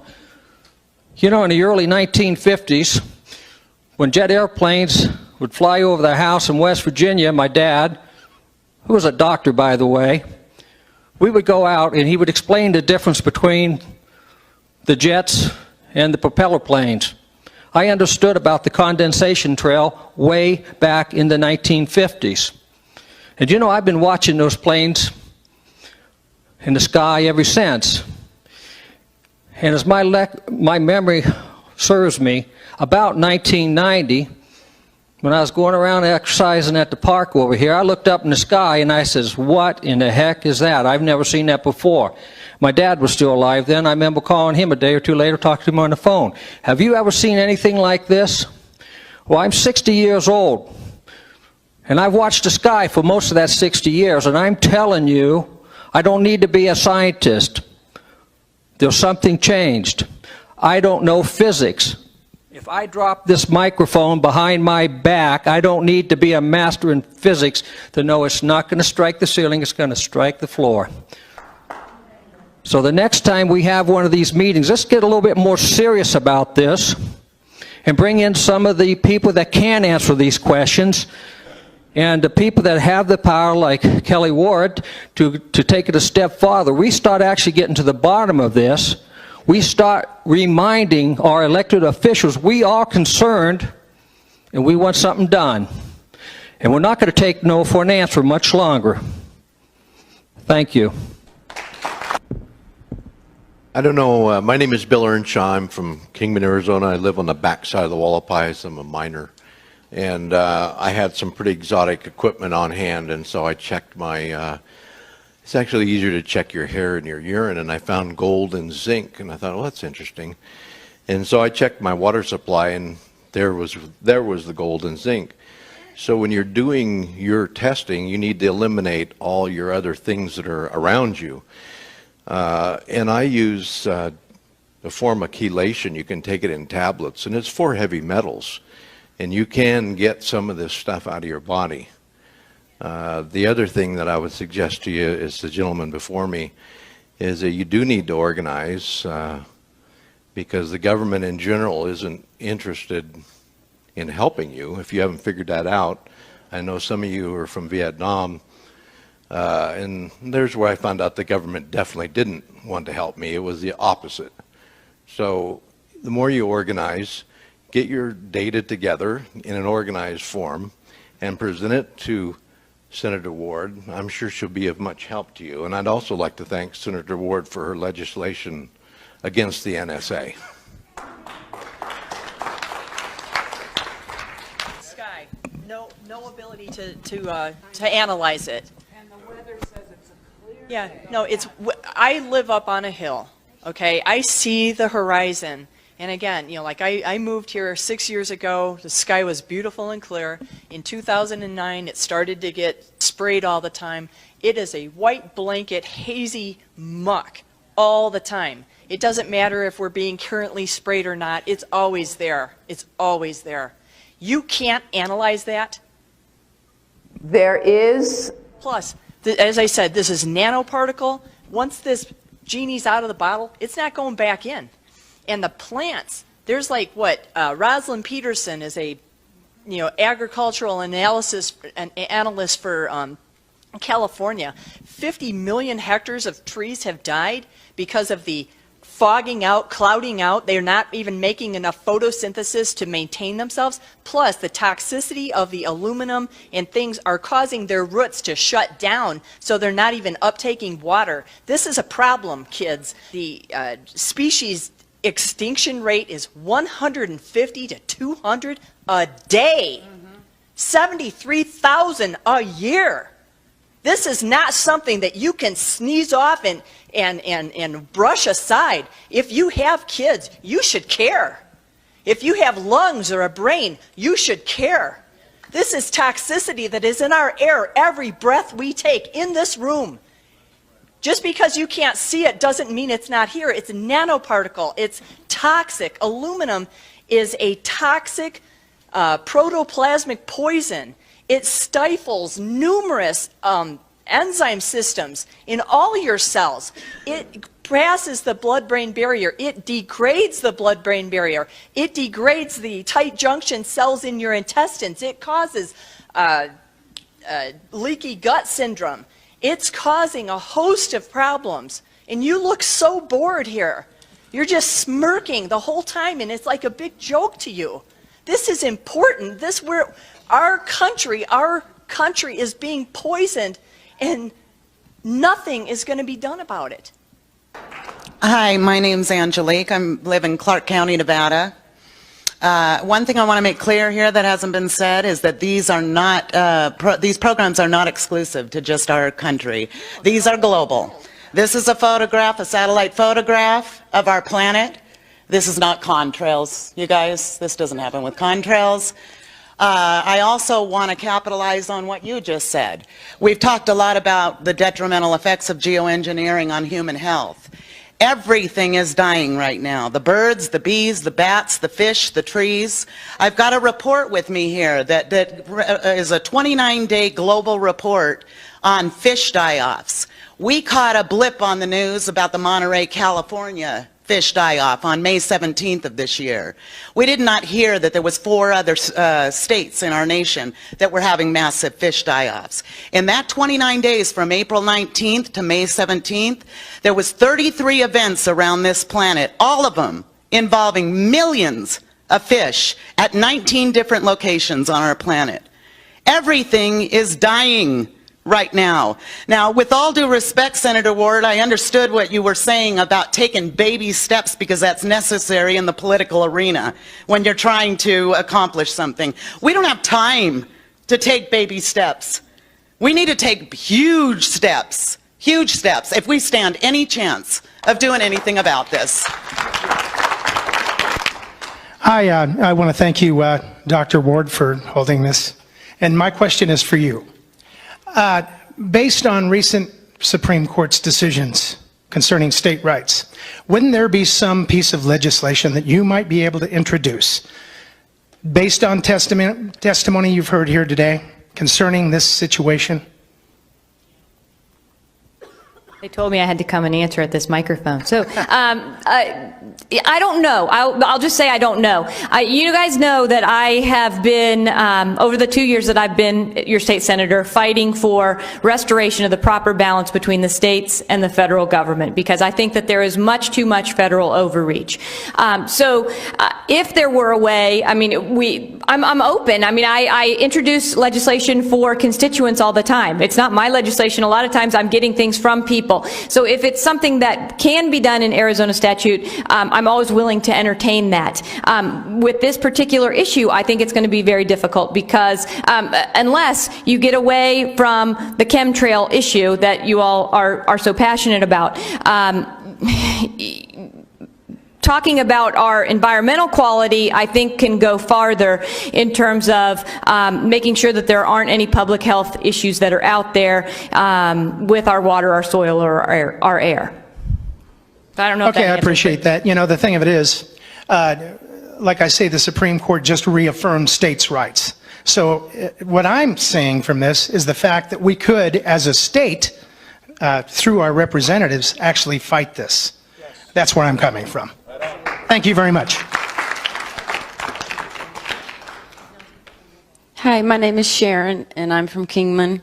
And again, I'd like to thank you, Senator Ward, and also you two lovely ladies. I apologize, I've forgotten your names.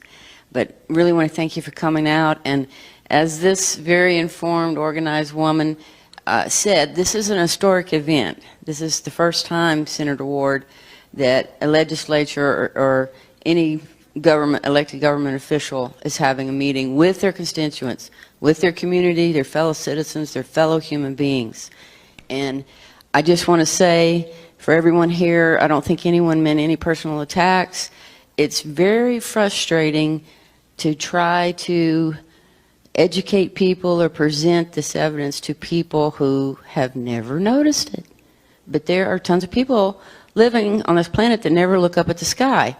And so I hope that this is an eye-opener and a wake-up call, because there's something very serious going on. And one thing that wasn't mentioned in terms of all of this is our newest disease, Morgellons. Please Google it.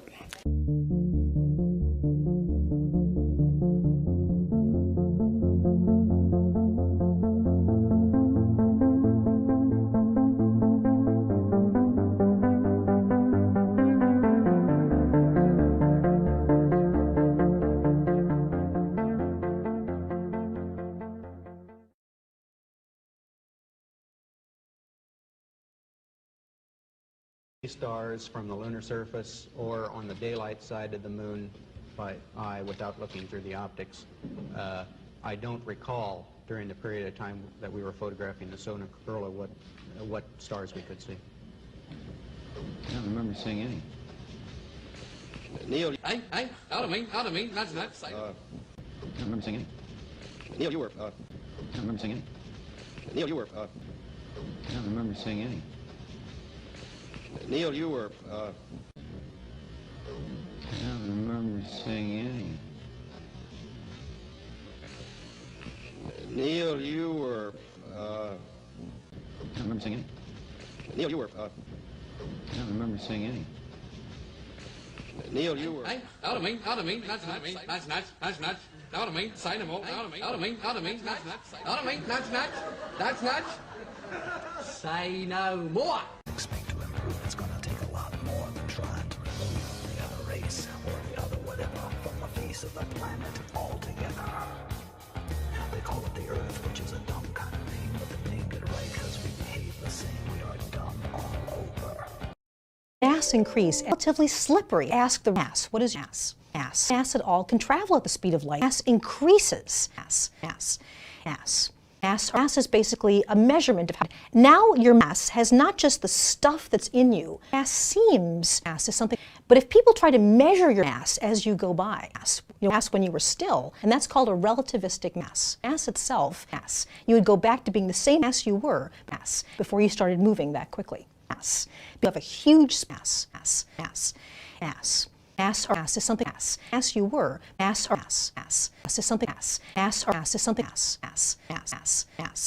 mass.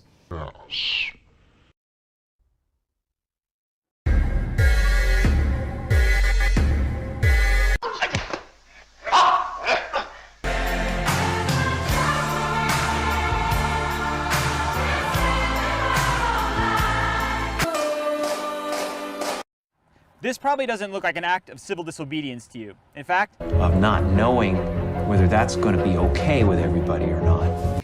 President Trump says flatly that a Station, this is Houston ACR. That concludes the CNN portion of the event. Please stand by for a voice check from Our State Magazine. Houston ACR, that concludes the event. Thank you, CNN and Our State Magazine. Station, we are now resuming operational audio communications. Not necessarily the returning officers at the polling stations. So these results are fictitious. They are fake. On a YouTube thing. And somebody was talking about how they think it's actually possible that the world is flat. At Bomas of Kenya, as opposed to just sum total. Least you can do is level with me. You can tell it's real because it looks so fake, honestly. From fake news. I've always been a huge fan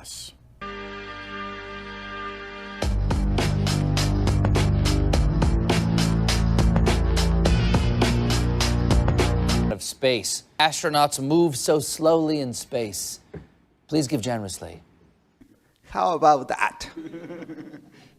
Becoming flat? President Trump says flatly that the Earth is becoming flat. If he chooses the red pill, he'll finally learn the truth. And I'm here to give you that red pill. I'm here to give you that red pill. The book opens, the first chapter is called, appropriately enough, While You Were Sleeping. President Trump says flatly that to this day. And he came home and told his wife, honey, I've accidentally discovered the world's flat. And I came home and reported to my wife, honey, I've accidentally discovered the world is flat. I said, ma'am, would you mind, could I ask you your name? She said, sure, my name is Betty. Flat. And flattening the playing field flat at the same time. Only what's really new about this era is flat. Flatten the world. It's flat. This level playing field. And let me go through them for you quickly. Date is 11/9.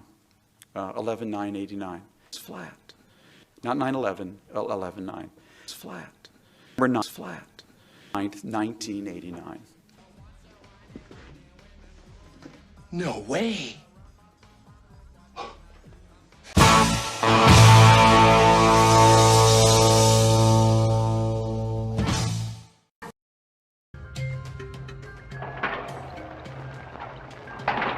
The assignment was specific. Get photographs of the surface of the moon that are good enough to determine whether or not it's safe for a man to land there. But appearances can be deceiving. Just as deceiving as trying to get a good picture of, well, a candy apple. Doesn't seem to be too much of a problem. Just set it up, light it, and snap the picture. Easy, quick, simple. But it can be tough. As the technology of man in space was developing, it became more and more apparent that our knowledge of the moon's surface as a possible landing site was not sufficient. To land man safely on the moon and get him safely off again, we had to know whether we could set up a precise enough trajectory to reach the moon. Could we design and build a spacecraft to land gently on the moon? Among all those lunar craters, could we find a place clear and level enough for a safe landing site? To make it possible for a man to land in the Apollo zone on the moon, better pictures were needed than those taken through Earth's best telescopes. In fact, better pictures might do more than find a landing site for Apollo. Scientists hoped they might resolve questions unanswered in the 300 years since Copernicus prompted Galileo to study the moon. What were the lunar craters Galileo observed? Rounding the back shoulder of the moon, one orbiter got an exceptional shot, the first photograph of Earth seen from outer space. From afar, Earth seems shrouded in clouds, much as Venus has always looked. To scientists, this photograph suggests that Venus may not be hidden beneath a perpetual cloud cover. A TV camera close enough to photograph Venus may find holes through which to see this planet with greater clarity. Who knows what a closer look at the evening star will bring? What answers may be found? Or what new questions man may have to ask about the nature of the universe? And surprisingly enough, these lunar photo missions have shown scientists views of Earth no man had ever seen before. This is the first photograph of the nearly full planet from 215,000 miles away. It will provide additional information on the amount of sunlight reflected by Earth. In 1950, astronomer Fred Hoyle lamented that man had seen all he would ever see through even the most powerful telescopes. It was time, he said, to leave the Earth. Within 100 years from 1950, Hoyle hoped man might be able to launch a rocket with a radio-operated camera and see the Earth as it looks from outer space. Much more has been done. The doing wasn't easy. The plans didn't always work. But when they did, they took us beyond the dreams of the 50s to a point where, within 20 years of Hoyle's modest wish, 2 Americans will actually land on the surface of the moon. In the meantime, there will be more great pictures like this now famous photograph. When this happens, Hoyle predicted, when we can leave Earth with a camera and move out into space, it is certain to make marked changes in our whole outlook on life.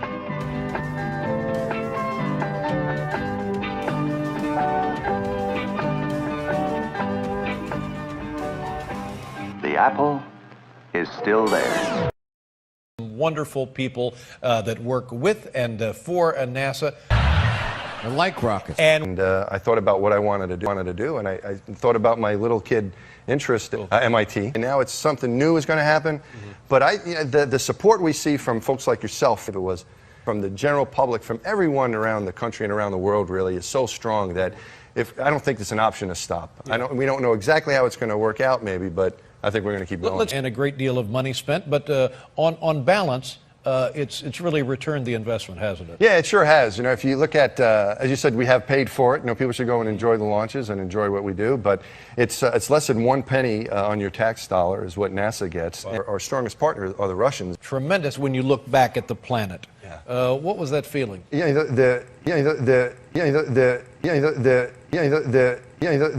it was, stars look like? What does the Earth look like?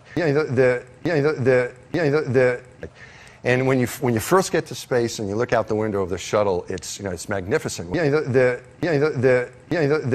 you see, but it's kind of like looking at an aquarium. You know, you're looking through a window, and if you might be eating something, if you need to go to the bathroom, you can. If it was, you're in regular clothes. Right.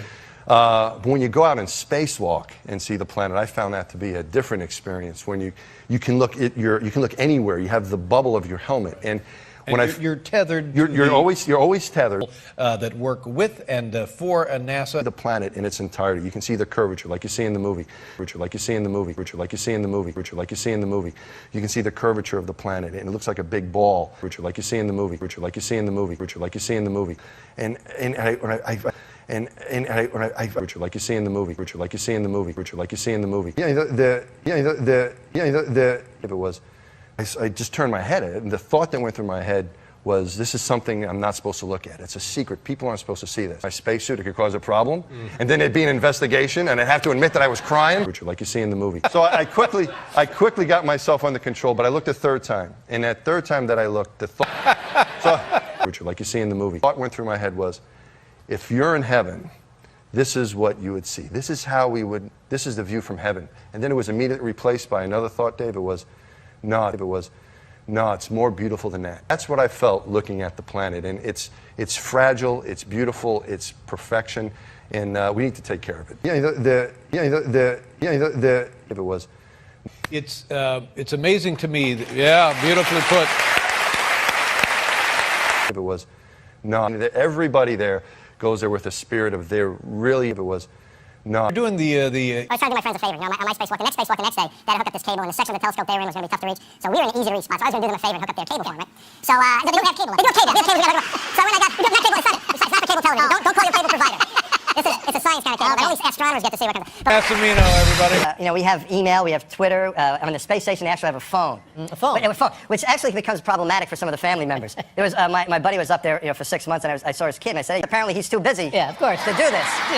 So, and when the phone call comes in, Dave, it's a local call. Is that right? Yeah, it shows up on the phone because the way they routed it. Have you called your wife? No, well, this is a. If it was. I want to show a clip. This is from the movie. When did these? And it's a film that we had. What I want to show first, though, is the launch. I think. You know, that's kind of what's going on. If it was. Not your friends saying to each other. If it was. Yeah, you get a little bit worried. It's a little stressful, but you do rely on your training. If you think about doing something like that, you'd have to be nuts, right, to do that. But you get the training. And it's piece by piece, and you learn what you need to learn, and you have stuff to think about. And it's amazing. It's just like your kids doing your homework. You know, if you go in and take an exam unprepared, you're in trouble. But if you prepare, you're okay. And it's just like a space mission. You know, I was 35 on the list. Mike Massimino, ladies and gentlemen. You get to pick all the stuff that you like, and you rate it, and then the dietitians build a menu for you, so you have this menu. Big win tonight at the Academy Awards. I enjoyed the movie. What I really liked was the feel of space, the look of space, what the Earth looked like up on the big screen. If it was. But what are we really doing in space? What are we really doing in space? So you did a very nice service, I think, to the world as well by generating a lot of interest in space travel. Congratulations. Enjoy the evening. Bread fresh. Crumbs are a problem. Crumbs start floating around. You can inhale them and get in your eye. They can get in equipment. It's not good. So you want to minimize the crumbs that are there. So we would use tortillas. We would have tortillas when you wanted to wrap something up. I think the best thing about oh, how I dread to eat with bread. Believe me. On the pretext that it strengthens your teeth. That's ridiculous. Yes. I think there's a scene in the movie where you're showing her the special handshake. Yes. The secret handshake. And while you were shooting this, you did something else pretty awful. Yes. There's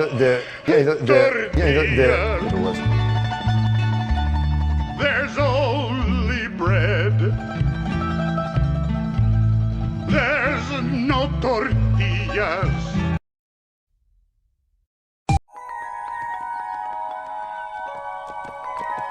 There's a guy in Texas building his own rocket in his backyard. This guy is planning on launching himself into orbit. On 6 mortgage payments? I don't think you realize how close you are to a foreclosure. I don't think you understand how close I am to launching. If you advertise on my rocket, it's going to raise your sales. Space doesn't take NASA anymore. Academy Award winner Billy Bob Thornton, Virginia Madsen, Bruce Dern, Tim Blake Nelson. When I was a kid, they used to tell me, or what? The Astronaut Farmer.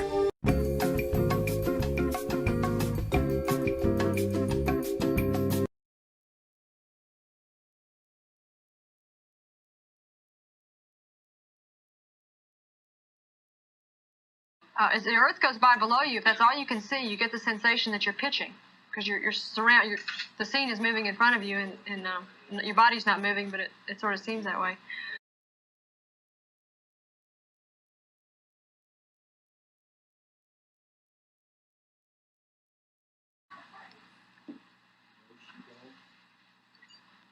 I was quite happy to get a chance to go out after having dressed them up and sent them out to play the day before.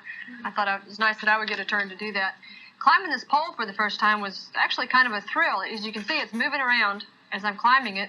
I'm holding on very tightly with my hands and my feet. But in actual fact, it was very easy to do that. Movement was quite easy out there. The harder part is stopping. And I moving slowly so that I wouldn't go squirting off the top when it came time to stop. As the Earth goes by below you, if that's all you can see, you get the sensation that you're pitching because the scene is moving in front of you, and your body's not moving, but it sort of seems that way. We built half a bay of truss, which was half of a cube, about 14 feet on a side. Moving those members, 14 or some as long as 25 feet, was kind of interesting when you're only handling it from one end. To make the joints, the EVA joints, you had to be very precise in your positioning in the strut, and as it turns out,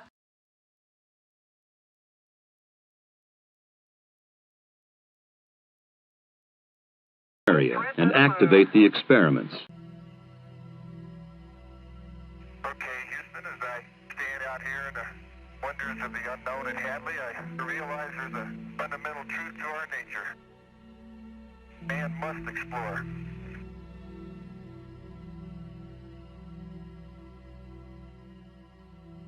One of the things you got to stop and do, make sure, is to have fun too, because you're only probably going to come this way once. I was strolling on the moon one day in a merry, merry month of December. Now, May, when much to my surprise, a pair of funny eyes. Do-do-do-do-do. Oh, is this a neat way to travel? Isn't it great? Dum-da-dum-dum-dum. Dum-da-dum-dum-dum. Dum-da-dum-dum-dum. I like to skip along, but me, boy, skip. Or whatever you call it. I can't get my left leg in front of me. Dum-da-dum-dum-dum. Dum-dum-dum-dum. Nice soft baby landing. Yahoo!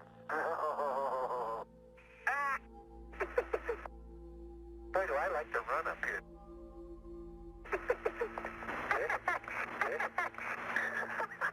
I feel like Bugs Bunny. That's neat.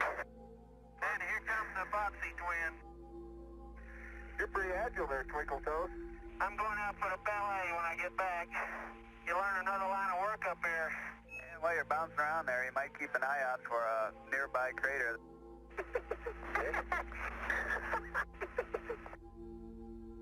All right. I've been on my knees twice to get there. John? Yes, sir. You are black from the knees down. No way to avoid it. That's why I'm glad the pressure suit bends. John, you are filthy.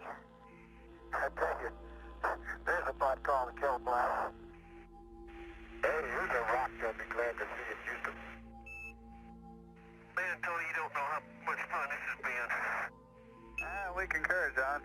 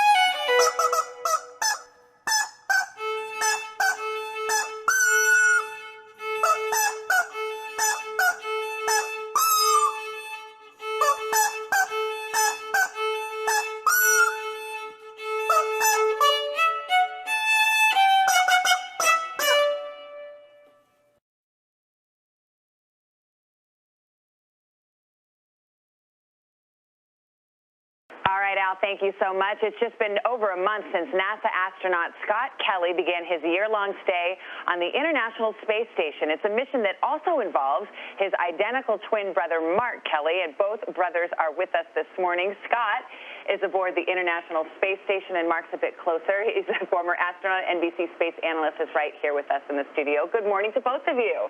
Good morning, Savannah. Well, I've got you here, Mark, but I'll turn my first question to Scott. You're up in space. I know you're just going over the Bahamas right now. How's your first month going? You're 1 month down, 11 more to go.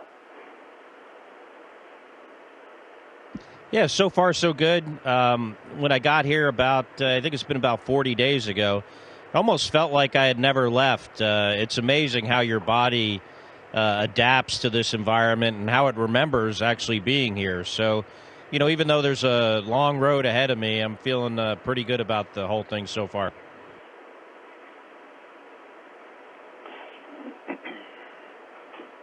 You've got 5 other astronauts aboard the space station with you. I'm imagining an episode of The Real World.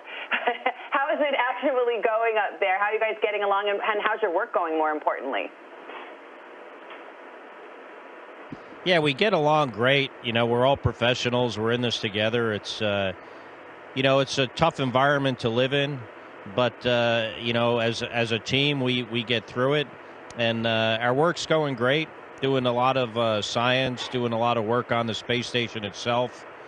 Pretty soon we're going to start moving one of the modules around and kind of reconfigure or reassemble the space station a little bit, so we have that work ahead of us. But, yeah, everything's great.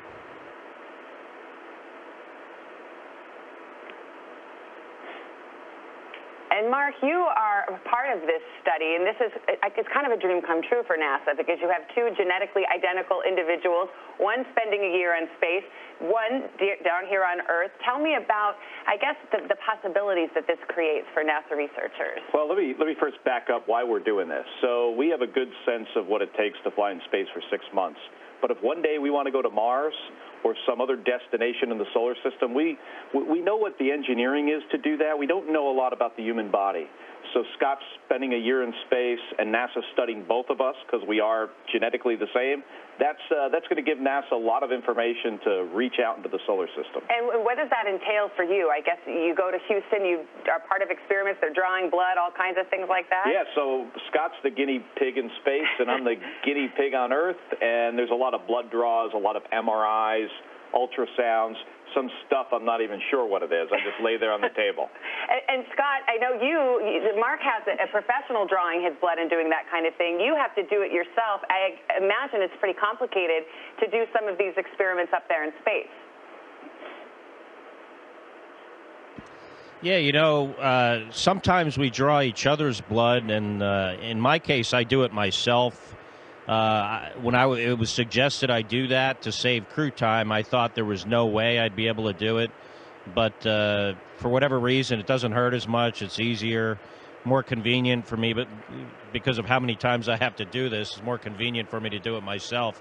So, yeah, I do the blood draws myself, and I also do a lot of the other things with guidance from the ground, like the ultrasounds, for instance, whether it's my eye or heart, carotid, brachial arteries, my leg muscles. All of those are done as me as the operator with help from the ground. And we have some other imaging devices, too, that we use, especially on our eyes, that the crew members on board are the operators, where, like you said, Mark has professionals helping him.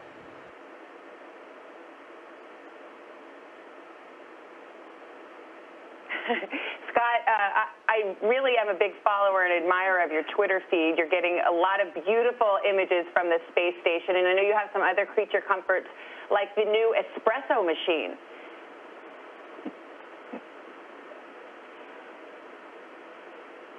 You know, the space station is actually you know, even though it's a remote place and it's a tough environment because you can never leave, there's no running water, you have a lot of work to do, you're always at work.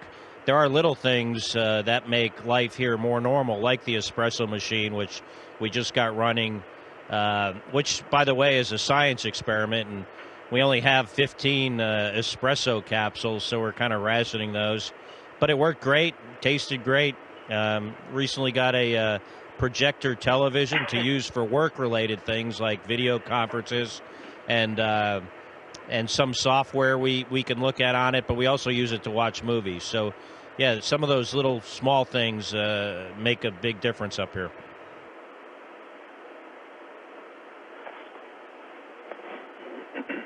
Absolutely. I think they watched Gravity. I don't know if that's the movie I would have chosen, Mark. I don't know about you.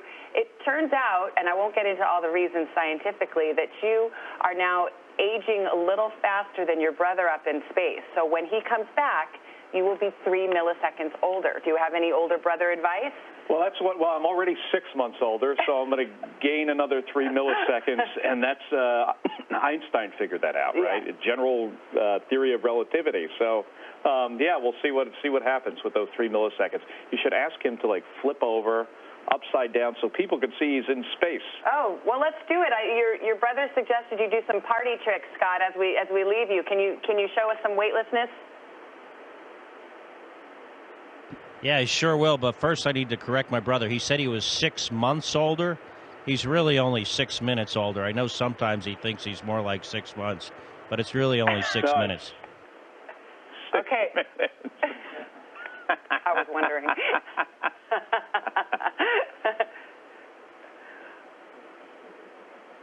Hey, Scott, and change that Air Force sign you got in the background. You need to put a Navy sign up there. I like this. This is a great opportunity for you to just harass your brother. I want to say thank you to Scott Kelly aboard the International Space Station and to Mark right here on Earth. Great to see you both. Thank you so much. Thank you very much. All right. Yeah, pleasure being with you guys today. Thank you.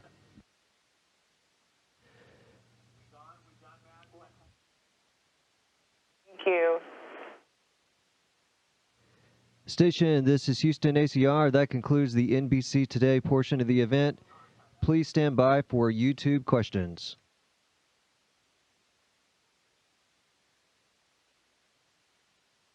Hello, I'm Hank. So you're spending an entire year in space, which is cool, but you're also very much offering up your living body for scientific experimentation here, and you are going to have significant health impacts because of this research. What makes you willing and even enthusiastic to do that?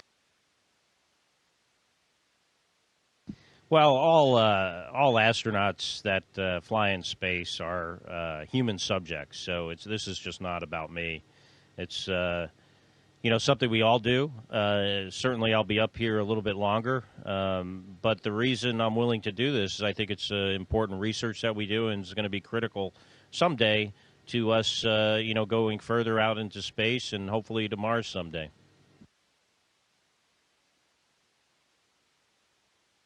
Hi, I'm Louis Cole. I travel the world and make videos for my YouTube channel, Fun for Louis. And in my adventures, I find there's a lot of obstacles I come across. What's been the biggest obstacle of the mission that you're on, and how did you overcome it?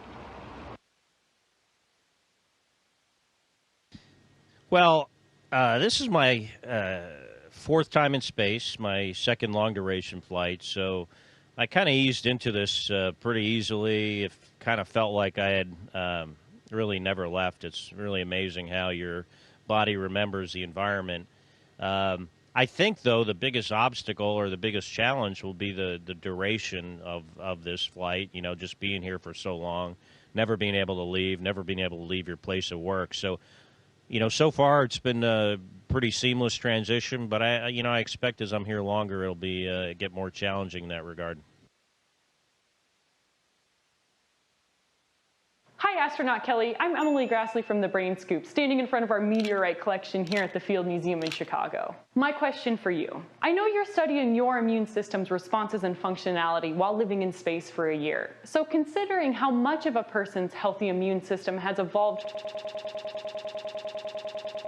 do you have any prediction how humans could maintain a well-balanced microbiome while living in space without things like plants, animals, or microbes gleaned from life forms on Earth? Thanks. That's a good question. I do know that one of the studies I'm participating in is this microbiome research. We do get some, fresh fruits and vegetables up here, and our diet is, not exactly the same it is on Earth. But I really hadn't considered that, what the impact to living here on the microbiome of our bodies is. But I guess, there is some, and certainly that's why we're doing the research. So hopefully, this experiment will find those answers. I don't have a personal hypothesis, but I'm sure, the experimenters do. And if you want more information, I'm sure your NASA contact, can get that for you. Hey, Mr. Kelly, Kyle Hill here from Because Science on the Nerdist channel in Los Angeles. I'm wondering, surveying the popular culture landscape and what you know of our future space missions, what do you think will be the thing that inspires the next generation of astronauts to be the first generation of Martian astronauts? Thanks, and good luck. Well, I hope kids get inspiration from the space program like they do other places.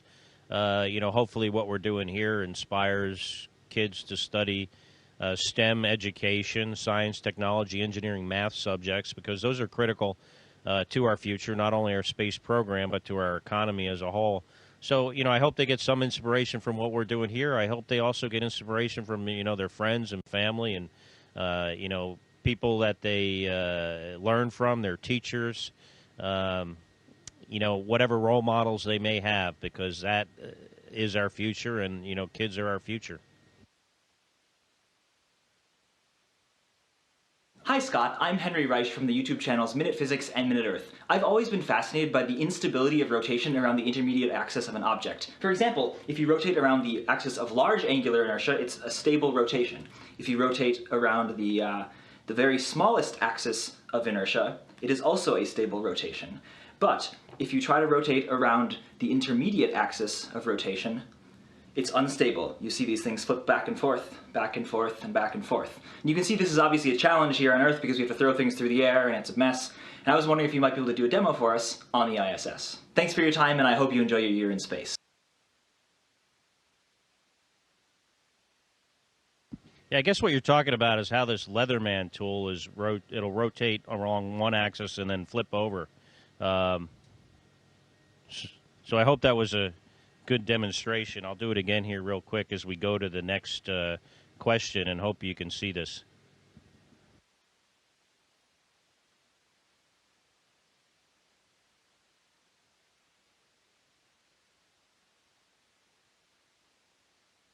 Hello, Scott. My name is Michael Stevens from the YouTube channel Vsauce. I'm asking this question from Toronto, Ontario, and my question is about cosmic ray visuals. I've heard that up in space, stray cosmic rays can cause you to see flashes of light. Has that ever happened to you? And if so, what does it look like? The first time I saw those was on my Hubble Space Telescope mission in 1999. The Hubble flies a lot higher than the space station, so we can see a lot more of those cosmic rays. I would see, on order of maybe like 50 an hour. But the space station is lower and a little bit more protected from those. And you see them much less frequently, although I'll see, maybe a few each night. In my previous experience with Hubble, they were very much more distinct and would kind of look like they were just white flashes of light, like a firework that was kind of radial towards the center of my eye.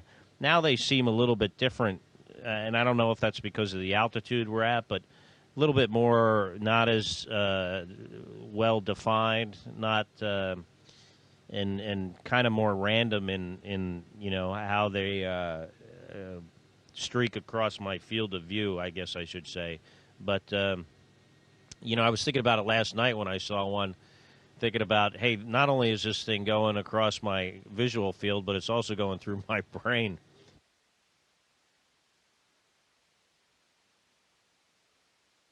Hey Scott, it's Destin from Smarter Every Day. Enjoyed working with you. Hope to do it again. Drop me an email if you're interested. Quick question, what kind of watch do you wear? I know you have two, but I don't know why. What features are important on an astronaut's watch?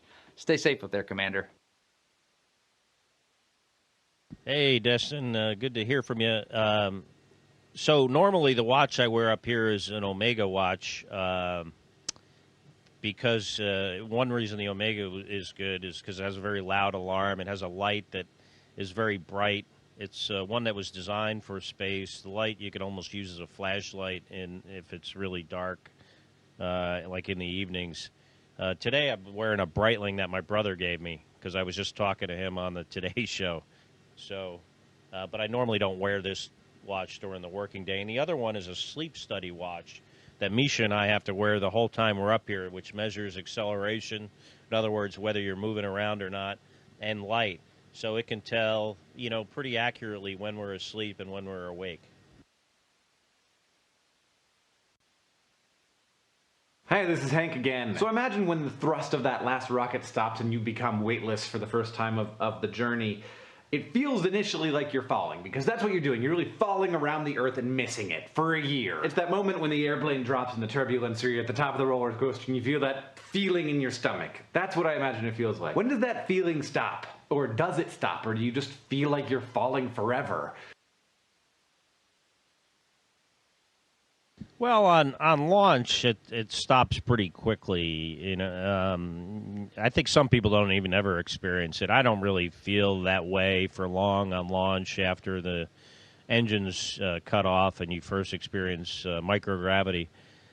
However, I can go in my crew quarters at night when it's dark and I'm getting ready to go to sleep and close my eyes and convince myself I do have a feeling of falling, but it takes a little bit of effort. But we're that's why everything floats here, is because, it's not because we're so far away from the Earth and the gravity is low. It's because we're all in free fall around the Earth at the same time.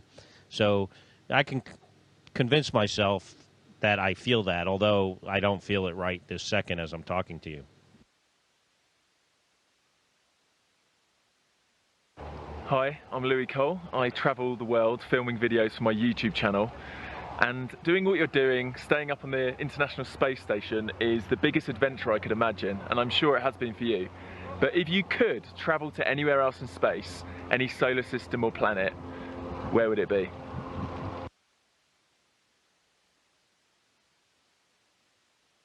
People normally ask, if you could travel to any other place in our solar system, and then I generally say Mars. But the way you pose the question, I think if I could go anywhere, it would probably be to a planet that astronomers and scientists have determined is most like Earth. And, to see what's really there, if there are living creatures or just how that planet is evolved and how similar it really is to our home planet. Station, this is Houston ACR. That concludes the event. Thank you.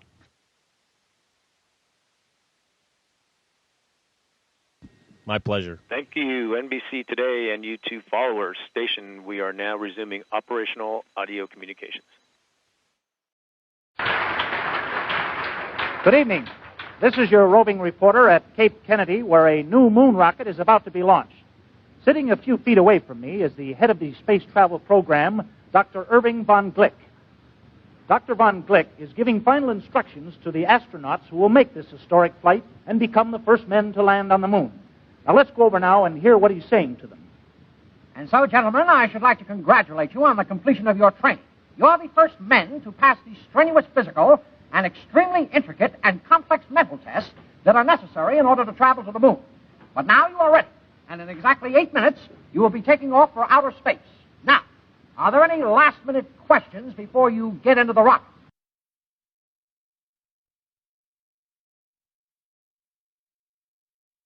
Good morning. My name is Alana.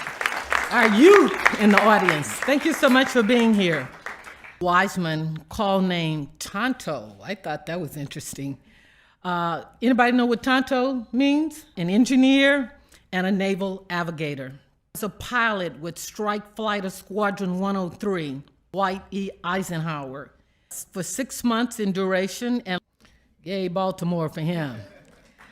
He earned a degree from Rensselaer Polytechnic Institute. 6.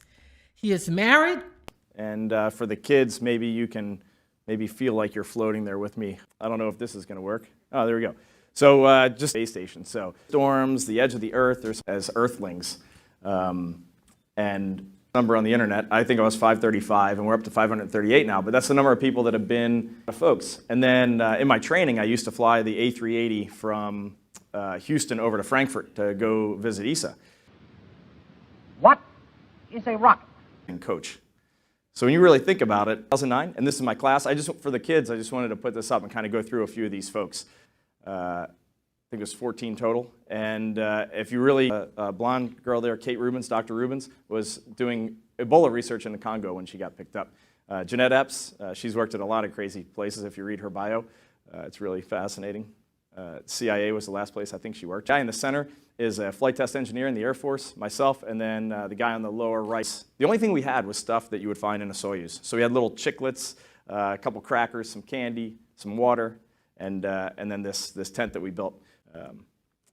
And we go in the pool an awful lot. We have a huge pool down in Houston called the Neutral Buoyancy Lab. It's 40 feet deep, and that spacesuit that I'm wearing in that picture, I'm going to spend 6 hours underwater with no breaks. The only thing we have is water. Televised? Yes. Well, it was opposite Queen for a day, so I don't suppose anybody saw it.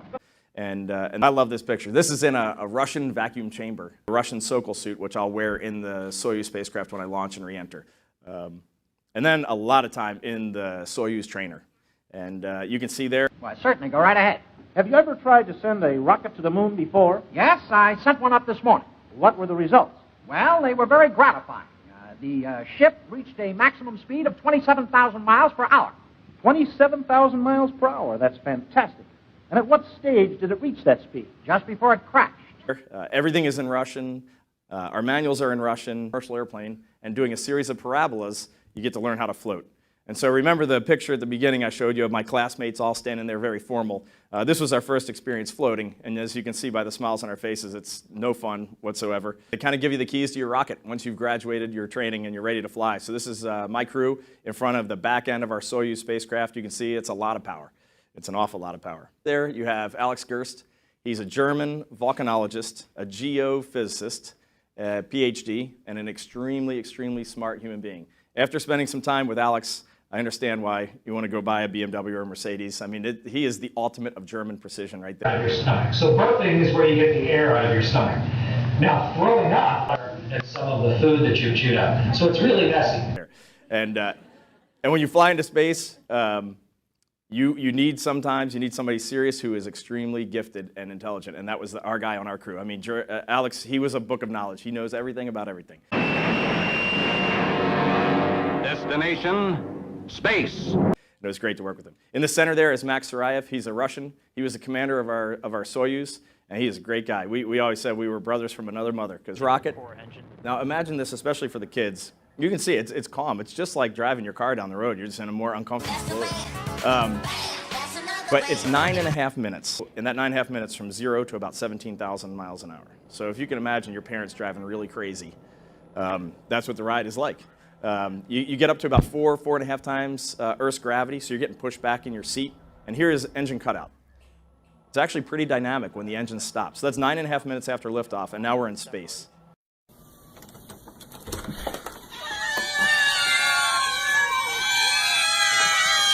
And this is great because you can see some raw human emotion of having survived ascent. And look at Max in the middle. He is so happy to be alive. On July 16, 1969, a flight to the moon. Bang, zoom.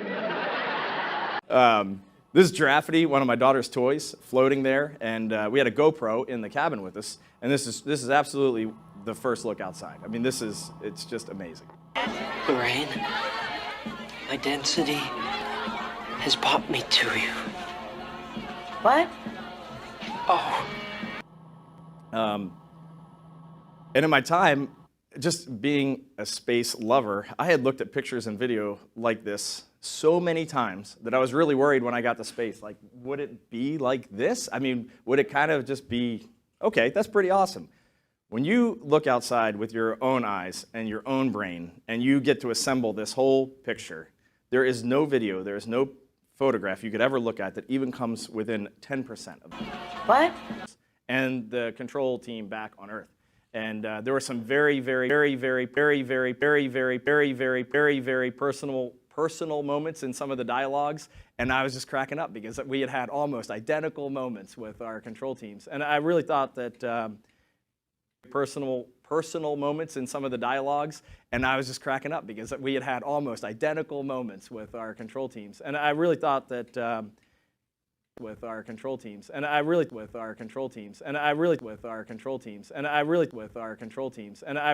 that and to get to talk to you all. Thanks to the kids for being here and being patient, and I hope that was a good journey, and hope to see you all again real soon. Let's give him a hand for his great presentation. Thank you.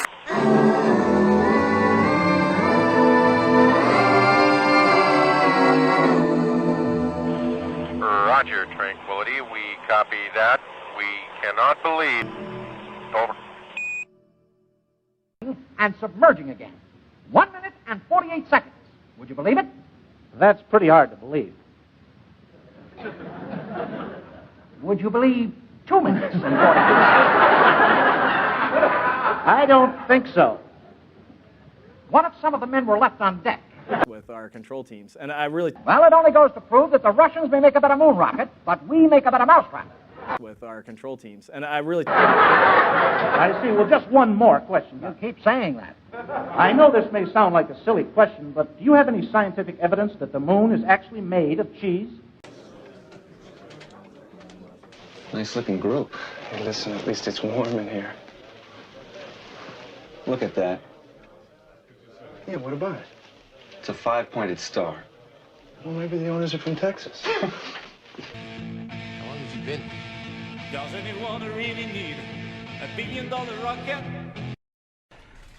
And I hope they now go and take a look at the oranges of the, you look at the, I hope they now go and take a look at the oranges of the, where it started, how it started, who started it, whether it's McCabe or Comey or a lot of them. Where does it go? How high up in the White House did it go? You will all get Pulitzer Prizes, okay? You're going to all get Pulitzer Prizes. You should have looked at it a long time ago, and that's the only thing that's disappointing to me. Let's do orange next. About the, I hope they now go and take a look at the oranges. I wish the oranges of the oranges, how it started, the beginnings. O-R-A-N-G, O-R-A-N-G, O-R-A-N-G. Orange is what that spells. Jack-o'-lanterns are always orange. Carrots are always orange. Oranges are always orange. O-R-A-N-G.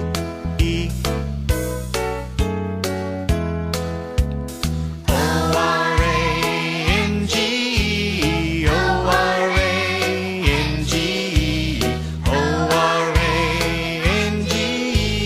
Orange is what that spells. Jack-o'-lanterns are always orange. Carrots are always orange. Oranges are always orange. O-R-A-N-G.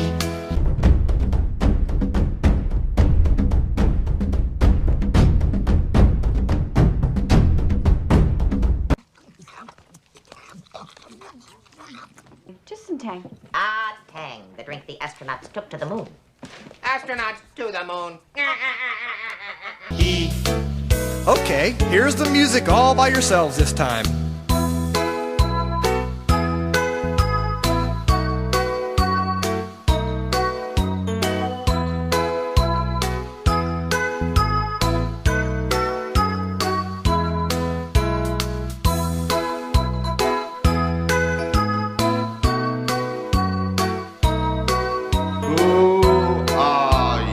Well, here we go. Hi, it's Mickey Dolenz doing the commentary on the monkeys, 33 1/3 revolutions per monkey. There's Julie Driscoll. She was so cute. And those are her real eyes, actually.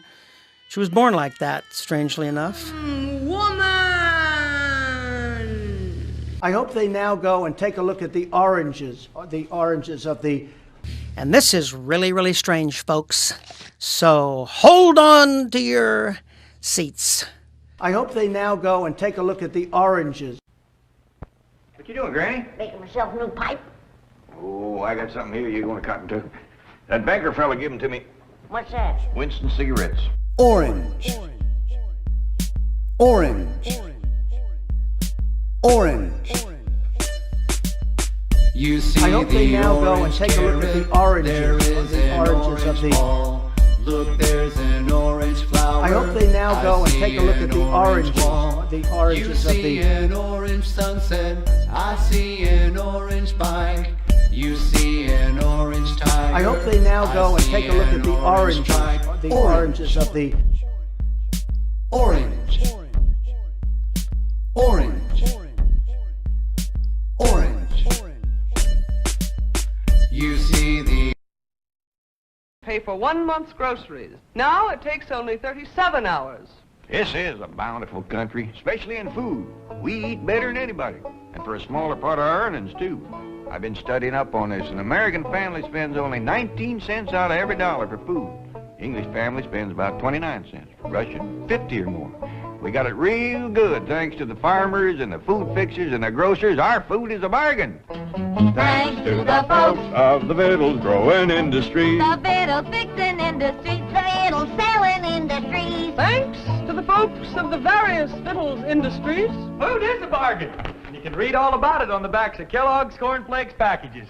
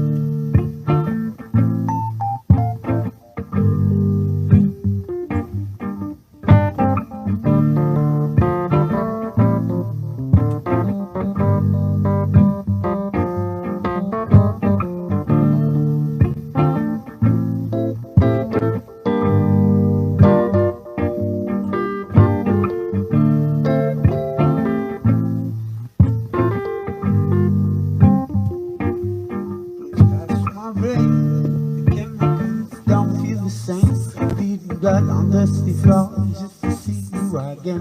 Glassy windows cracked to my eyes, the pain I feel can't stand. Only those teeth in my face, and I can't recognize I really am what I thought I could be. Cut feet and broken dreams as the wind just passes through me. I can't seem to cry around evil. No, no, no.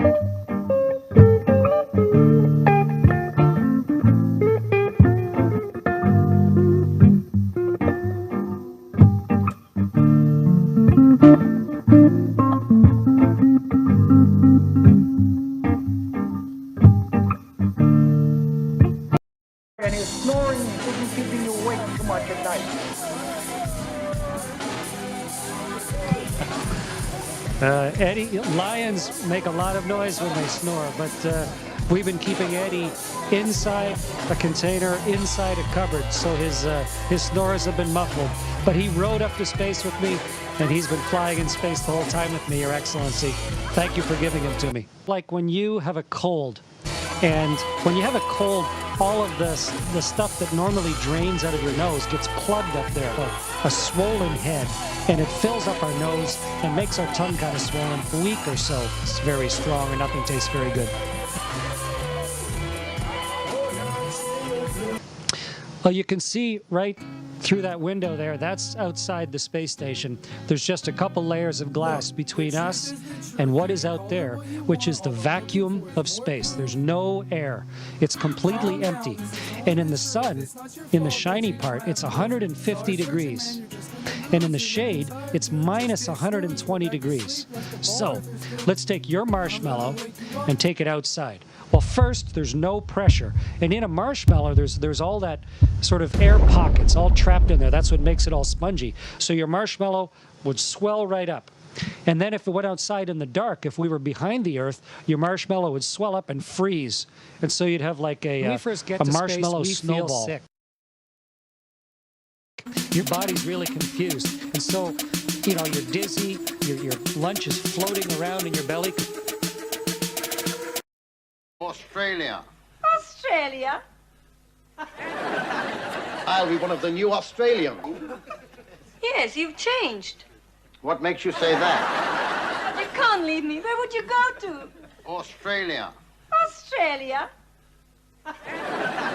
I'll be one of the new Australians.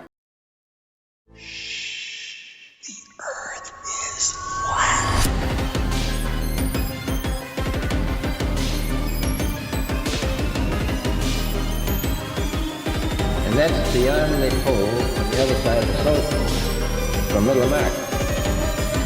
And I think it's quite astonishing that there should be an area as big as that unexplored.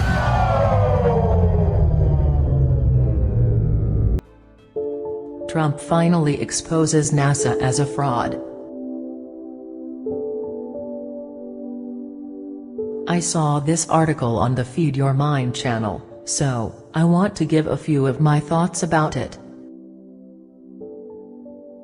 NASA and SpaceX have both cancelled their deep space missions until as far off as 2033. It seems that these organizations have been defrauding the public all along. NASA once boasted that they landed 2 men on the moon in 1969, yet NASA has not been back to the moon in over 45 years. However, this year, President Donald Trump pushed for NASA to return to the moon before the end of his first term. However, NASA and SpaceX have both stated that it's too dangerous. SpaceX's CEO, Musk, by 2024, but has acknowledged that his private company would probably need help and luck for that timeline. Any organization, public or private, need to solve the challenges of fueling, radiation bombardment, and if it wants to land, how to do so safely, and with the ability to take off again from the surface of Mars. The planet's atmosphere is about 100 times thinner than Earth's, making descent faster, and more than when astronauts return home. Deep space is full of hazards to life, and NASA has said that a crewed mission to Mars and back could take as long as 3 years. The agency plans to send a crewed mission into deep space in the 2020s as a readiness gauge, a test of whether it has the technology for a long-term space habitat, protected against effects of radiation and microgravity, which over time weakens bones, muscles, and eyesight. Lockheed Martin, NASA's partner for the project, is working toward a main base camp spacecraft for 2028.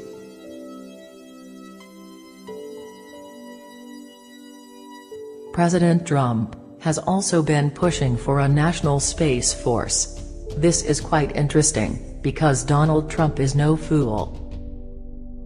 It is obvious, to many within the truth and flat earth community, that Donald Trump is setting NASA up to fail, in order to expose the truth about outer space, and the nature of our world.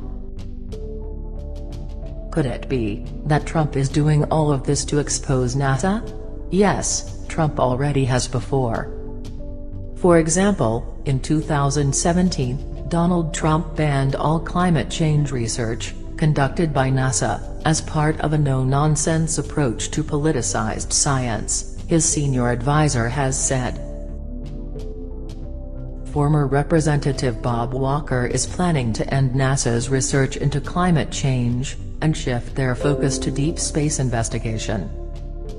However, ironically, it is this new push for deep space investigation that has NASA running scared. The Verge reports that NASA had problems equipping their unmanned spacecraft for human transport, citing that the vehicle would have to give up its scientific payload in order to outfit it for spaceflight. The Guardian reports that NASA told President Trump to cool his jets, because spaceflight is a little more complicated than what he thinks. Why all of the delay? NASA did it before, didn't they? However, NASA has gone on record, saying that they lost the technology to go to the moon. It is obvious that NASA is a shame. The organization never went to the moon and cannot leave the Earth. Trump is actually trolling NASA. Trump knows full well that the Earth is flat, and that we reside under a dome, called the firmament. Dr. Wernher von Braun was one of the most important rocket developers and champions of space exploration in the 20th century. However, on his tombstone, there exists a scripture from the Holy Bible. It reads, Psalms chapter 19 verse 1, "The heavens declare the glory of God, and the firmament shade his handiwork."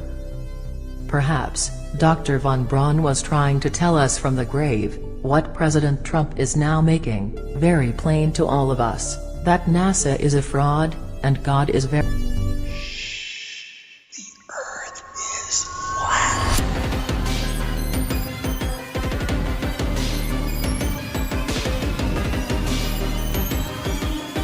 And that's beyond the pole on the other side of the slope from Little America. And I think it's quite stunning that there should be an area as big as that unexplored.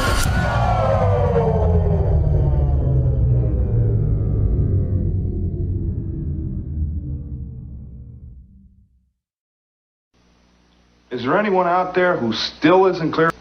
Okay, last time. This is your brain.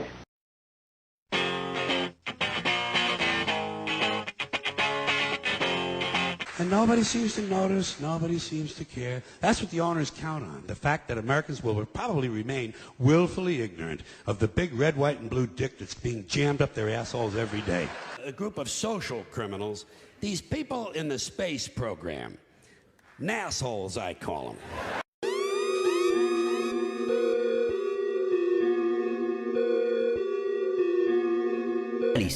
Io non sono un astronauta, non sono mai stato sullo spazio, ma ho cercato di ricavare l'essenza della Terra da queste foto. Sì, Photoshop, ma deve esserlo. Sì, Photoshop, ma deve esserlo. It is Photoshop, but it has to be.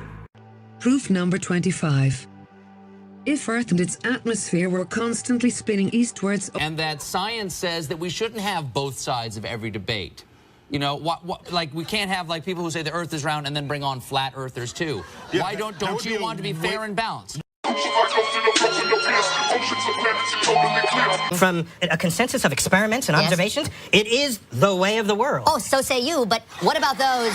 What, I mean, say science. Okay, but is the science in on science? What I'm saying is, when different experiments give you the same result, it is no longer subject to your opinion. That's the good thing about it. It's true whether to be look realistic. It looks kind of flat. So it's the reflection of sunlight off of water. Look realistic. It looks kind of flat, but it's has to be look realistic. It looks kind of flat. So it's the reflection of sunlight off of water. Look realistic. And astronauts are really, really good at making pictures in space that look like you've never left the planet. The moon landing was faked. True? That's correct. Like Earth. And, you know, to see what's really there, you know, if there are living creatures or, you know, just how that planet is evolved and how similar it really is to our home planet. Station. The years start coming and they don't stop coming. Back to the rules and I hit the ground running. It's a cool place and this ain't it gets colder. You're bundled up, now wait till you get older. Do you know what I'm talking about? The Matrix? We don't have time for a meeting of the Flat Earth. Us Americans. Admiral Byrd, you've been to both the North Pole and the South Pole. North Pole and the South Pole. To the South Pole. North Pole and the South Pole. South Pole. Around the North Pole, but couldn't they pole out of the South Pole? It's round, because apparently this is something that we're debating. I have no idea why. Okay to think that the Earth is flat. That the Earth is flat. They have orbited the Earth once every 90 minutes, have been up in space and can see. They have orbited the Earth once every 90 minutes. And there are boats on that lake. Shadow, the moon looks kind of dark and even kind of red colored. It's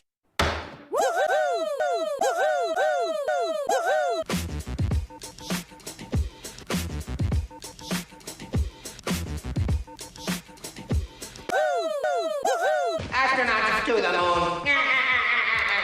60 years ago, when the Russians beat us into space, we didn't deny Sputnik was up.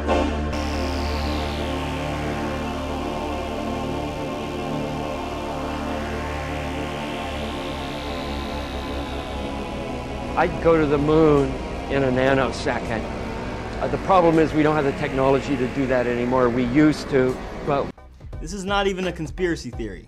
The Earth is flat. People believe the world is flat.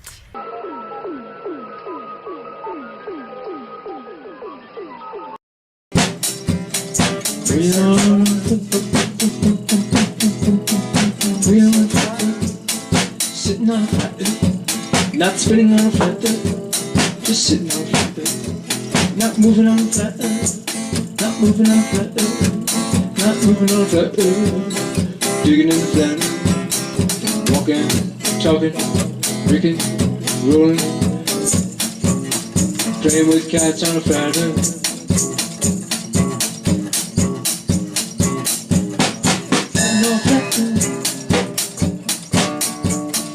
Living on flat earth, living. We are on top, sitting here still on a flat plane, and this is how it feels.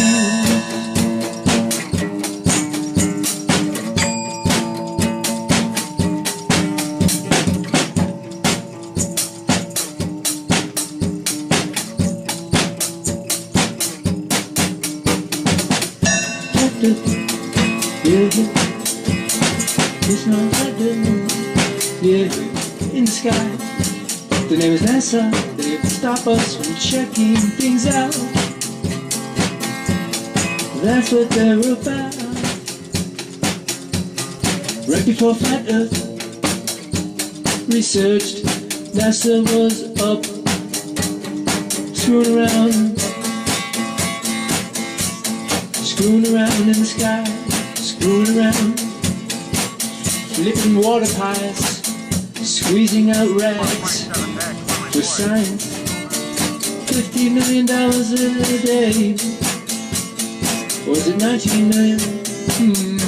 Like it matters anyway. Yeah, NASA's on a flat earth. NASA polices the flat earth. NASA polices Search around the moon must be made in two ways. NASA polices this flat earth. NASA polices the flat earth. Every president thinks that it's rounder. I need to be quiet. They are not taken high enough to see. They are hiding, yeah. NASA polices deflect them. We live on a plane, and then fluoride in the water because of fluoride. It's not because we... And fluoride is not good for you. We live on a plane, and then fluoride in the water.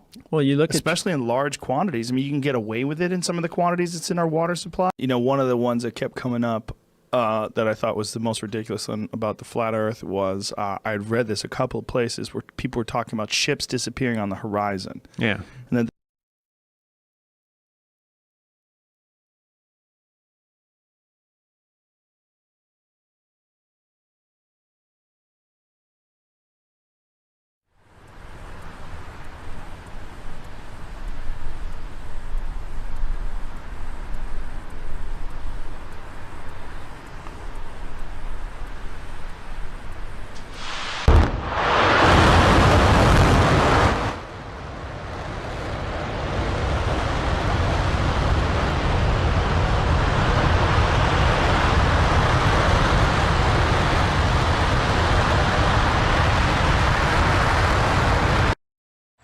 I'd like to thank everybody who donated to the cause. Your contributions are greatly appreciated.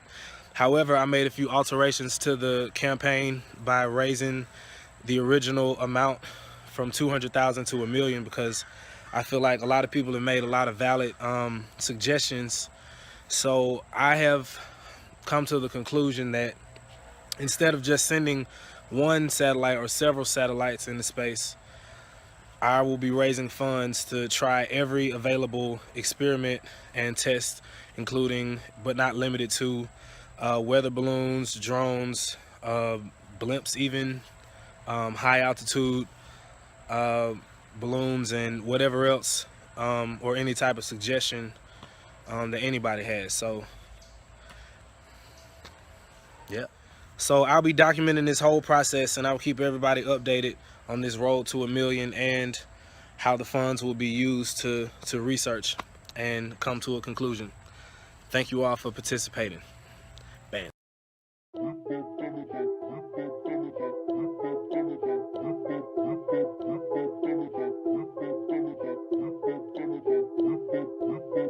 Yeah, you ain't seen my best. Checkmate in a game of chess. Globalists see me as a threat. Free thinking, got the world at my neck, huh? Am I paranoid? Picture Malcolm X in a room full of pigs trying not to bust a sweat. Ayy, Neil Tyson need to loosen up his vest. They probably write that man one hell of a check. Ayy, I'm over here on this side of town. Come on over here, try to clown. Ayy, I never pipe down. If they weren't coming for me, then they definitely coming for me now. I can't even keep my phone charged up. All the shit I'm talking, I should get my home barred up. Rappers, get off of my dick and get your own bars up. Vladimir and Liz's breath got the clone skirt, cuz whoop. Use your common sense. Why is NASA part Department of Defense? They divided up the seas into 33 degrees, feeding kids masonry. Bro, be careful what you read. Flatline, flatline. There's no superior bloodline. Flatline, flatline. You got me once, but that died. Ayy, voice. Do I have a voice? Do I give a fuck? Do I have a choice? Joint. I roll up a joint. Keep my shooters in the game like I hate to disappoint. I see only good things on the horizon. That's probably why the horizon is always rising. Indoctrinated in a cult called science, and graduated to a club full of liars. Heliocentrism, you were the sixth victim. Fuck you and your team, you can sit on the bench with them, they nervous. But before you try to curve it, do your research on David Irving. Stalin was way worse than Hitler. That's why the POTUS gotta wear a kipper. I'm a man first for an artist. Get a lawyer, look up Dr. Richard Sauter. Bounce. Flatline. You fooled us for the last time. Flatline. There's no superior bloodline. So you want to find the farthest point from that center. And it turns out sea level at the equator is farther away from the center of the Earth than sea level near the poles. It has nothing to do with global warming and melting of the ice caps. Why is that? Because Earth, we know it spins. Once day. Yes, thank you. 3 people know how long a day lasts here. Good for row number 2. They're off to a great start. So you spin, when you spin pizza dough, it kind of flattens out. Yeah. Gets wider in the middle. And so Earth, throughout its life, even when it formed, it was spinning. And it got a little wider at the equator than it does at the poles. So it's not actually a sphere. It's oblate. And officially it's an oblate spheroid. That's what we call it. But not only that, it's slightly wider below the equator than above the equator. A little chubbier. A little chubbier. Yeah. Chubby's a good word. It's like pear-shaped. Yeah. So it turns out the pear-shapedness is bigger than the height of Mount Everest above sea level. Bounce, flat line. You fooled us for the last time. Flat line, flat line. There's no superior bloodline there.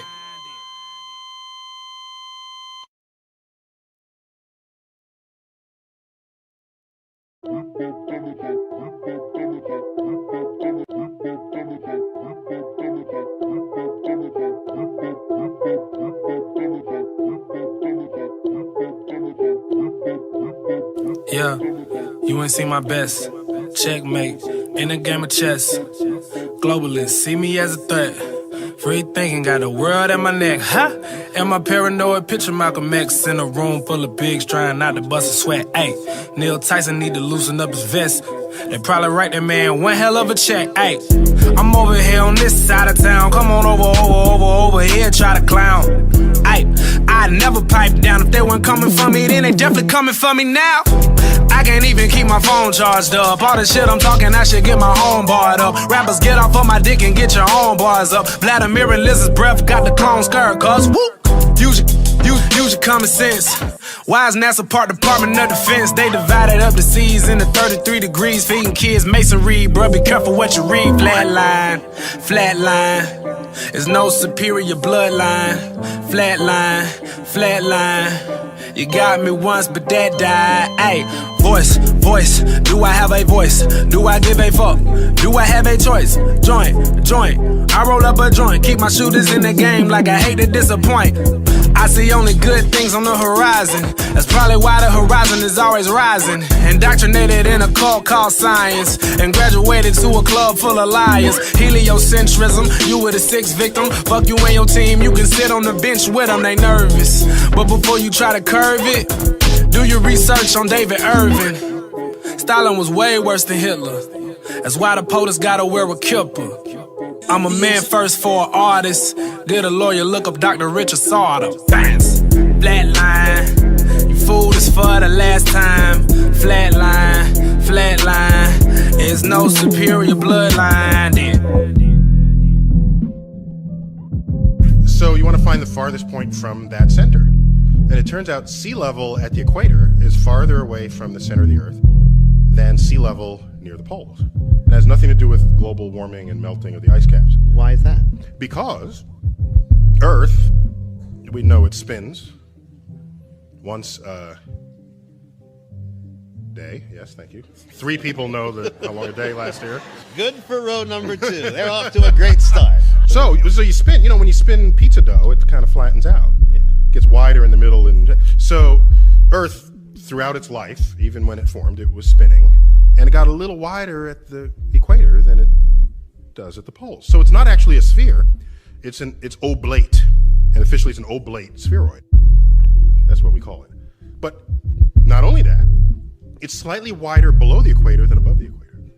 A little chubbier. A little chubbier. Yeah. Chubby's a good word. It's like pear-shaped. Yeah. So it turns out the pear-shapedness is bigger than the height of Mount Everest above sea level. Bounce, flatline. You fooled us for the last time. Flatline. There's no superior bloodline there.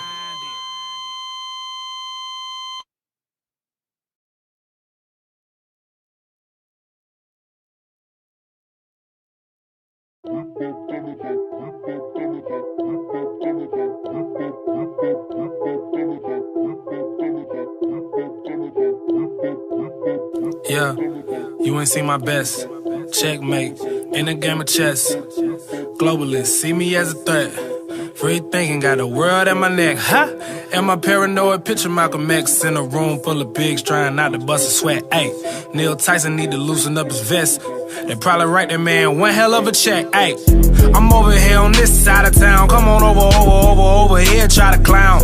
Ayy, I'd never pipe down if they weren't coming for me. Then they definitely coming for me now. I can't even keep my phone charged up. All the shit I'm talking, I should get my own barred up. Rappers, get off of my dick and get your own bars up. Vladimir and Liz's breath got the clone skirt, cuz whoop. Use your common sense. Why is NASA Part Department of Defense? They divided up the seas into 33 degrees, feeding kids masonry. Bruh, be careful what you read. Flatline, flatline. There's no superior bloodline. Flatline, flatline. You got me once, but that died. Ayy, voice, do I have a voice? Do I give a fuck? Do I have a choice? Joint, I roll up a joint. Keep my shooters in the game like I hate to disappoint. I see only good things on the horizon. That's probably why the horizon is always rising. Indoctrinated in a cult called science, and graduated to a club full of liars. Heliocentrism, you were the sixth victim. Fuck you and your team, you can sit on the bench with them, they nervous. But before you try to curve it, do your research on David Irving. Stalin was way worse than Hitler. That's why the POTUS gotta wear a kipper. I'm a man first for an artist. Get a lawyer, look up Dr. Richard Sauter. Bounce, flatline. You fooled us for the last time. Flatline, flatline. There's no superior bloodline then. So you want to find the farthest point from that center. And it turns out sea level at the equator is farther away from the center of the Earth than sea level near the poles. It has nothing to do with global warming and melting of the ice caps. Why is that? Because Earth, we know it spins once a day. Yes, thank you. 3 people know how long a day lasts here. Good for row number 2. They're off to a great start. So you spin, when you spin pizza dough, it kind of flattens out. Yeah. Gets wider in the middle. And so Earth, throughout its life, even when it formed, it was spinning. And it got a little wider at the equator than it does at the poles. So it's not actually a sphere, it's oblate. And officially it's an oblate spheroid. That's what we call it. But not only that, it's slightly wider below the equator than above the equator. A little chubbier. A little chubbier. Yeah. Chubby's a good word. It's like pear-shaped. Yeah. So it turns out the pear-shapedness is bigger than the height of Mount Everest above sea level. Bounce, flatline. You fooled us for the last time. Flatline, flatline. There's no superior bloodline there.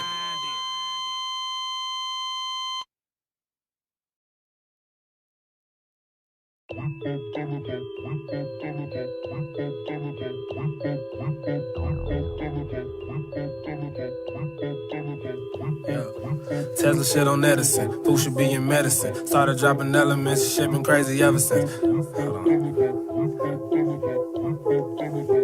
Yeah. Food should be your medicine. Tesla shit on Edison. Started dropping elements. And shit been crazy ever since. Don't ask me who I'm voting for. A donkey or an elephant. I do not have a preference. Now miss me with that extra shit. I am not a pessimist. I'm just too intelligent. I learn to see the world the way it is and make the best of it. A leader to a state is like a god to a reverend. One hell of an interest, even better when I'm exiting. Brand new effing it. Ain't got time for questioning. Shooting through the rhetoric. I think I need an extra clip. I ain't got a ghostwriter. This is not a reference. I switch the style up. Betty Gordo on some tech and shit. Evidence, let's look at the evidence. Mother Earth, hey, what's up, bitch? What's your measurements? What if Donald Trump was really Mexican? What if a black man never was president? Flatline, navigating the field of landmines. Black crime, black minds. There's no superior bloodline. Yeah. Fuck award shows, we need justice in the courtroom. When I get to talking real shit, they say you bugging dudes. Gonna take more than getting something trending on Twitter. It's gonna take more than fucking coexist, bumper stickers. The question I always say this question: how did you get into the music business? Where you let in or blessed in? I'm guessing I never signed my name in blood or sacrificed my best friend. I got as far as I could go before I hit the dead end. sit back and let it set in. Hollywood love making niggas wear dresses. This is where I step in. And I know you don't wanna hear it. Niggas writing conscious lyrics just to sell our concert tickets. Niggas buy a bottle polo. Polo never sponsor niggas. Tommy never wanted niggas rocking heel figure. Niggas doing charity to be a real nigga. But when the camera's off, they don't wanna deal with you. When I had cured these people of sickle cell and lupus and herpes and blindness, I was happy. I said, now I could go to all the leaders. I could go to Minister Farrakhan. I could go to Jesse Jackson. I could go to Al Sharpton. I could go to Oprah Winfrey. But what I found out, I was mistaken. I was wrong. They are not interested in the healing of any black people. That's an explosive claim. That is not an explosive statement. That is a reality. There isn't a black leader in America that is interested in the health of the black race. Do you say that because they refuse to interact with you? They are not in the position to respond. If they were, my first case of AIDS was cured in 1984. Yeah. And since then, we've been curing people of lupus and herpes and cancer and blindness. And not one black leader ever said, well, let us help the brother. Bounce, flatline. You fooled us for the last time. Flatline, flatline. There's no superior bloodline there.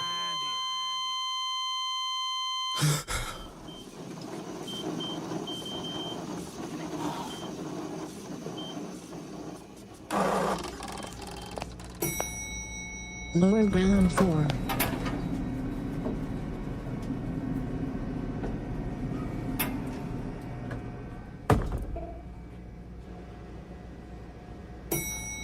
Ground 4.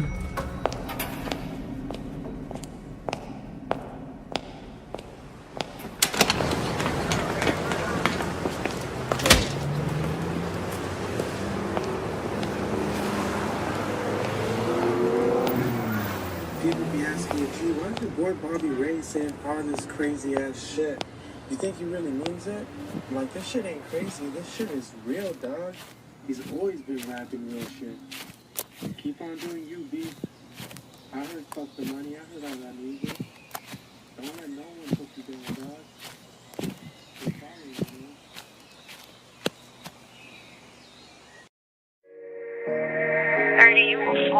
you. Should be too lit. Should be. I don't know. It's just natural. I don't even have to try. I just got to be me and just wake up and breathe. And it's just going to happen.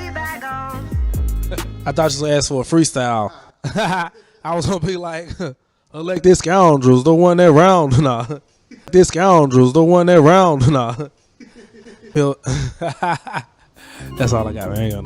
What kind of authority, dangerous thinking. Turn off the TV, it's way too misleading. Telling them lies until you believe it. You know this man's a deceiver. He throws up the double horns. The seas in the 33 degrees, feeding kids masonry. Bro, be careful what you read. Flatline, flatline. There's no superior bloodline.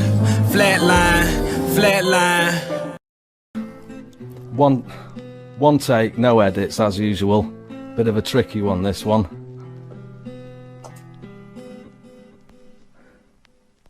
Burst out, slam down, this is my petition. Free speech ban now already been commissioned. Words flagged, man found questioning the wisdom. Earth flat, pan round, it's your decision.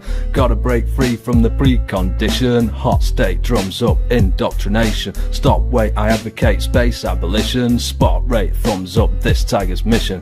Ain't gonna see this on tele-live vision. They'd faint if they ever heard this transmission. Might not agree, but you'll thank me, listen. Bull, earth treason is a work of fiction. Sun ain't based on nuclear fission. Moon gives off own light emission. Stars ain't big and no collision. Earth is flat, just start researching. Feet cut, jail, paid the cost, he's worthy. Beat up, nailed to the cross, age 30. Read up, veiled, he's the boss, your remedy. Christ not born, Christmas Day, that's a fallacy. Jeremiah lived 600 BC. Jeremiah 10's about a Christmas tree. Decked with silver and gold tree shiny. Invented BC, it's a pagan deity.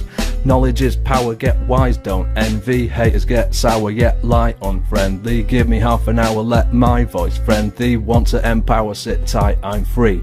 Clean inside and free of jealousy. Your car or your chain ain't the prize, certainly. Contents of your mind, I advise, is the key. Listen to my rhymes, all designed artfully. What? You want more, do you? Alright, not finished yet. Never rate myself in rhymes, not a pedigree. Had a past, yeah, get the picture, not necessary. Truth opens up your mind, not a fantasy. Intelligent and on time, no galaxy. Ball, earth, claptrap, crap is lunacy. Gravity, mass, gas has to be foolery. Scientific mishap, snap under scrutiny. Flat earth, flat map, hack has validity. Sack the fat cat, rats more quickly. Academic, happy slap, zap, think differently. Dominant philosophy in life is leaking. Stacked up, back to back, truth prevailing. Never gonna be a mass awakening. Greed, wealth, money and strife too appealing. Learn while you can now, chime.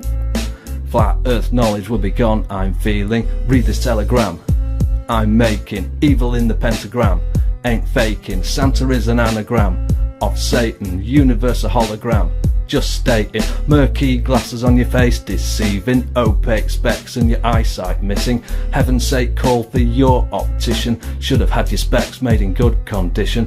Physicists are blind, read sign, I'm grieving. Scientists don't mind, they find it appealing. Get the gist, they're right in line with magicians. Magic up a ball from their own supposition.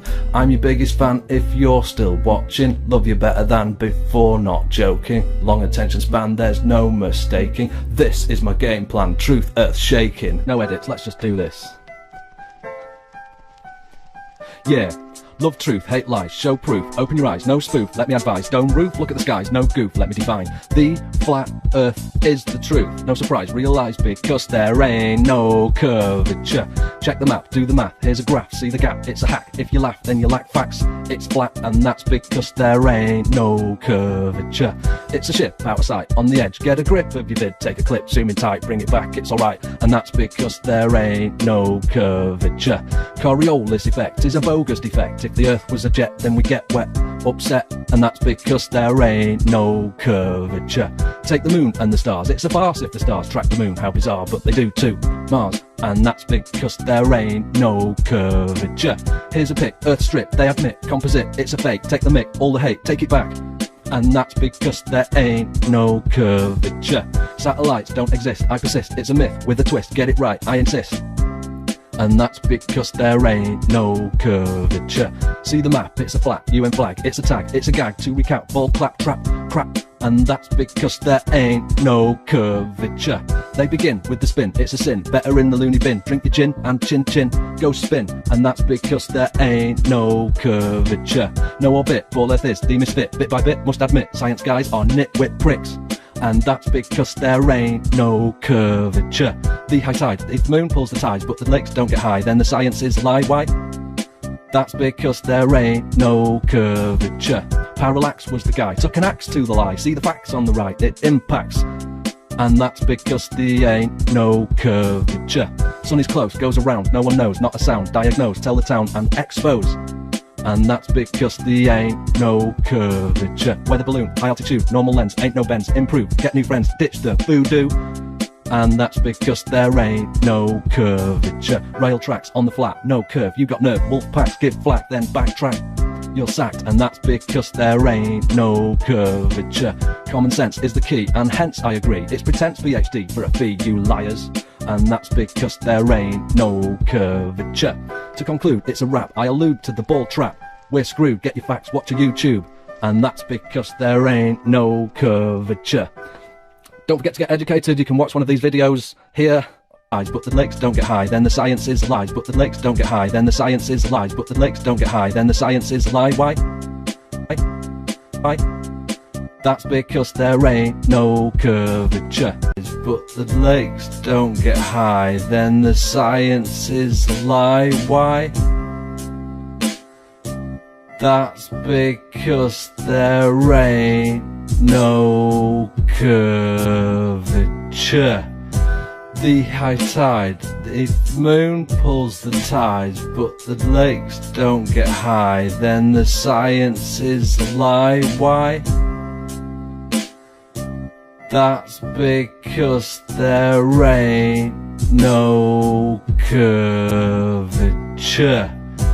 The high tide, the moon pulls the tides, but the lakes don't get high. Then the science is a lie. Why? That's because there ain't no curvature. The high tide, the moon pulls the tides, but the lakes don't get high. Then the science is a lie. Why?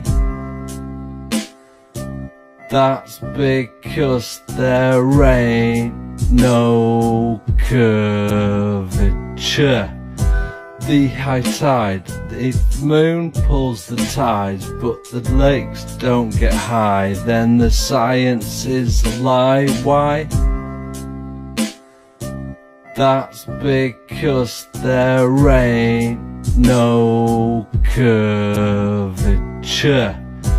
The high tide, the moon pulls the To conclude, it's a wrap. I allude, all earth is the misfit. Bit by bit, must admit, science guys are nitwit pride. If the moon pulls the tides, but the lakes don't get high, then the moon pulls the tides, but the lakes don't get high. Curvature. The high tide. If the moon pulls the tides, but the lakes don't get high, then the science is a lie. Why? That's because there ain't no curvature. Parallax. That's because there ain't no curvature. Parallax. That's because there ain't no curvature. The high tide. If the moon pulls the tides, but the lakes don't get high, then the science is a lie. What? The tides, but the lakes don't get high, then the science don't get high, then the science. If the moon pulls the tides, but the moon pulls the tides, but the moon pulls the tides, but the moon pulls the tides, but the moon pulls the tides, but the moon pulls the tides, but the moon pulls the tides, but the high tide. If the moon pulls the tide, curvature. The high tide. All earth is the misfit. Bit by bit, must admit, science guys are nitwit pricks. All earth is the misfit. Bit by bit, must admit, science guys on. That's because there ain't no curvature. The high tide. If the moon pulls the tides, but the lakes don't get high, then the science is a lie. Why? That's because there ain't no curvature. You and I are not in the big club. And they own all the big media companies, so they control just about all of the news and information you get to hear. They got you by the ball. They want obedient workers. Obedient workers. People who are just smart enough to run the machines and do the paperwork, and just dumb enough to passively accept by the ball to give you the idea that you have freedom of choice. You don't. By the ball. You have no choice. You have balls. Owners. They own you. They own everything. They own all the important land. Well, we know what they want. They want balls. But I'll tell you what they don't want. We don't. It's what? They don't want a population of citizens capable of critical thinking. They don't want well-informed, well-educated people capable of critical thinking. They're not interested in that. That doesn't help them. By the ball at all. Yeah. You know? And nobody seems to notice, nobody seems to care. We don't. It's what? That's what the owners count on. The fact that Americans will probably remain willfully ignorant of the big red, white, and blue by the ball. They're assholes every day. Because the owners of this country know the truth. It's called the American dream, because you have to be asleep to believe it. By the ball. The country know the truth. By the ball. You have to be asleep to believe it. Go back and I'm really studying the commercial. I said, you know what? Everything he does is funny. By the ball. Yeah, he sacrificed it. Nick. And he's serving donuts through the drive-thru. Surprise! He sacrificed it. Liked it so much, he tracked down the man who invented it. Balls. By the way, it's the same big club they used to beat you over the head with all day long when they tell you what to believe. Balls. All day long, beating you over the head in their media, telling you what to believe, what to think. Balls. To you. Look, it's his idea, and it's a very, very hot topic right now. Chicken macaroni balls. Likely to buy something you're selling, like chicken macaroni balls. You know what they call me? Nard Goldberg.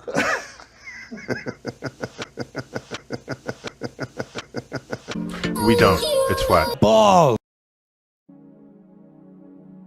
The Bedford level experiment was performed numerous times in the mid to late 1800s by Samuel Rowbotham, the author of Zetetic Astronomy and Earth Not a Globe. The experiment was conducted in a 6-mile stretch of the Old Bedford River in Norfolk, England. Robotham used a telescope positioned 8 inches above the water and observed a friend in a boat with a flag on its mast positioned 3 feet above the water. If accepted calculations of supposed Earth curvature were correct, at a distance of 5 miles, there would be a measurable drop of 16 feet due to the Earth's curvature, and the flag would not be visible. Keep something in mind before we continue. The person is smart. People are dumb, panicky, dangerous animals, and you know it. 1,500 years ago, everybody knew the Earth was the center of the universe. 500 years ago, everybody knew the Earth was flat. And 15 minutes ago, you knew that people were alone on this planet. Imagine what you'll know tomorrow. John Hampton, a friend and supporter of Robotham, offered a sum of 500 pounds sterling to anyone who could prove curvature and disprove the Bedford level experiment. A close colleague of Charles Darwin accepted the bet. His name was Sir Alfred Russel Wallace.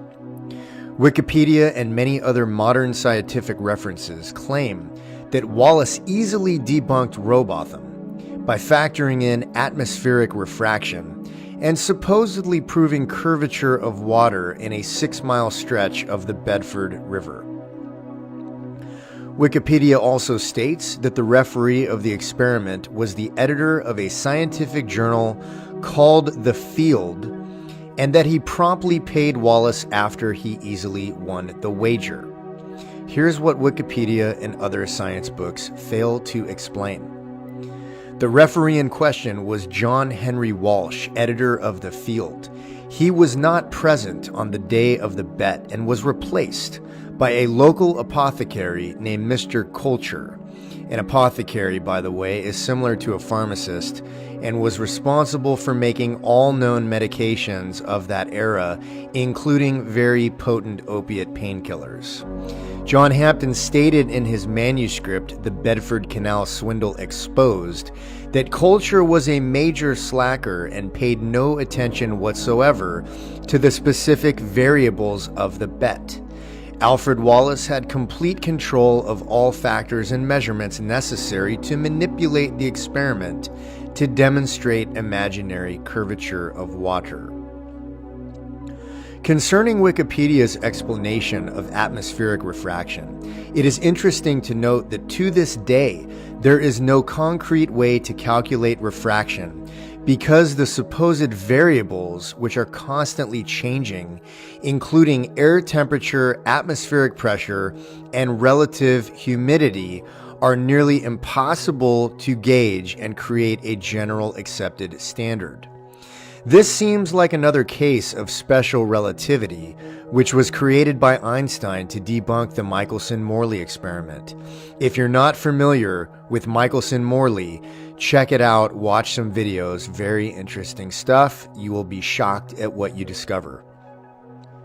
Wallace was also close friends with Charles Darwin and instrumental in Darwin's theory of natural selection.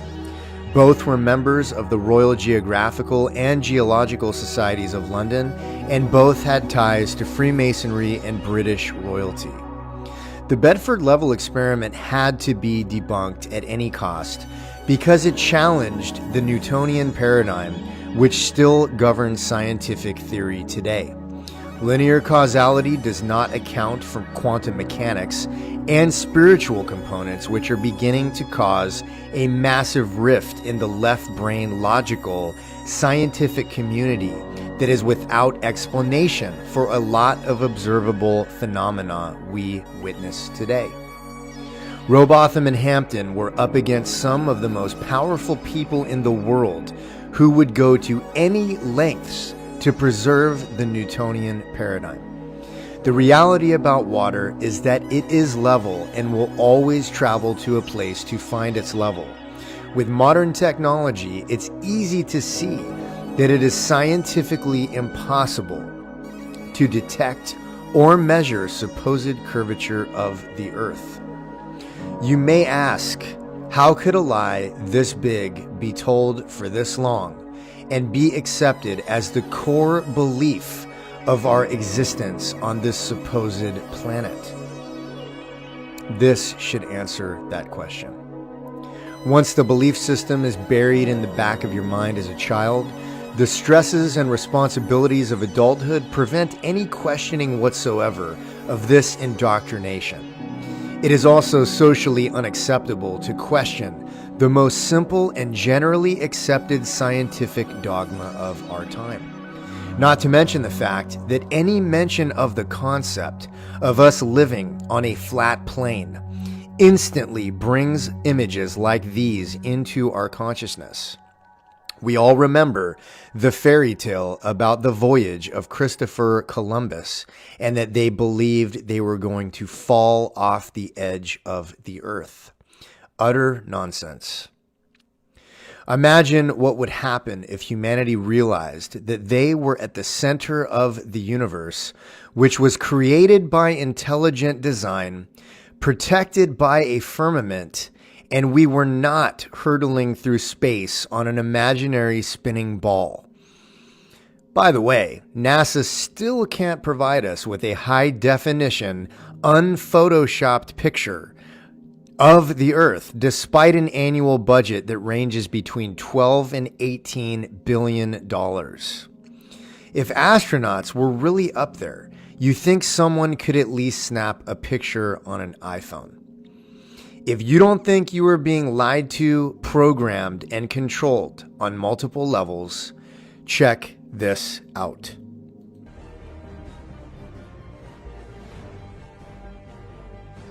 It's proof right there. This is an official NASA photo of the first Apollo 11 lunar module landing on the moon. I mean, it's right there. This is proof, man. It's the picture's right there. It's landing on the moon. But the only problem I have with this picture is that it's taken from the moon. I don't know what the big deal was with being the first guy on the moon. It seems the camera crew was already there. Hey, all right. Do you see Photoshop?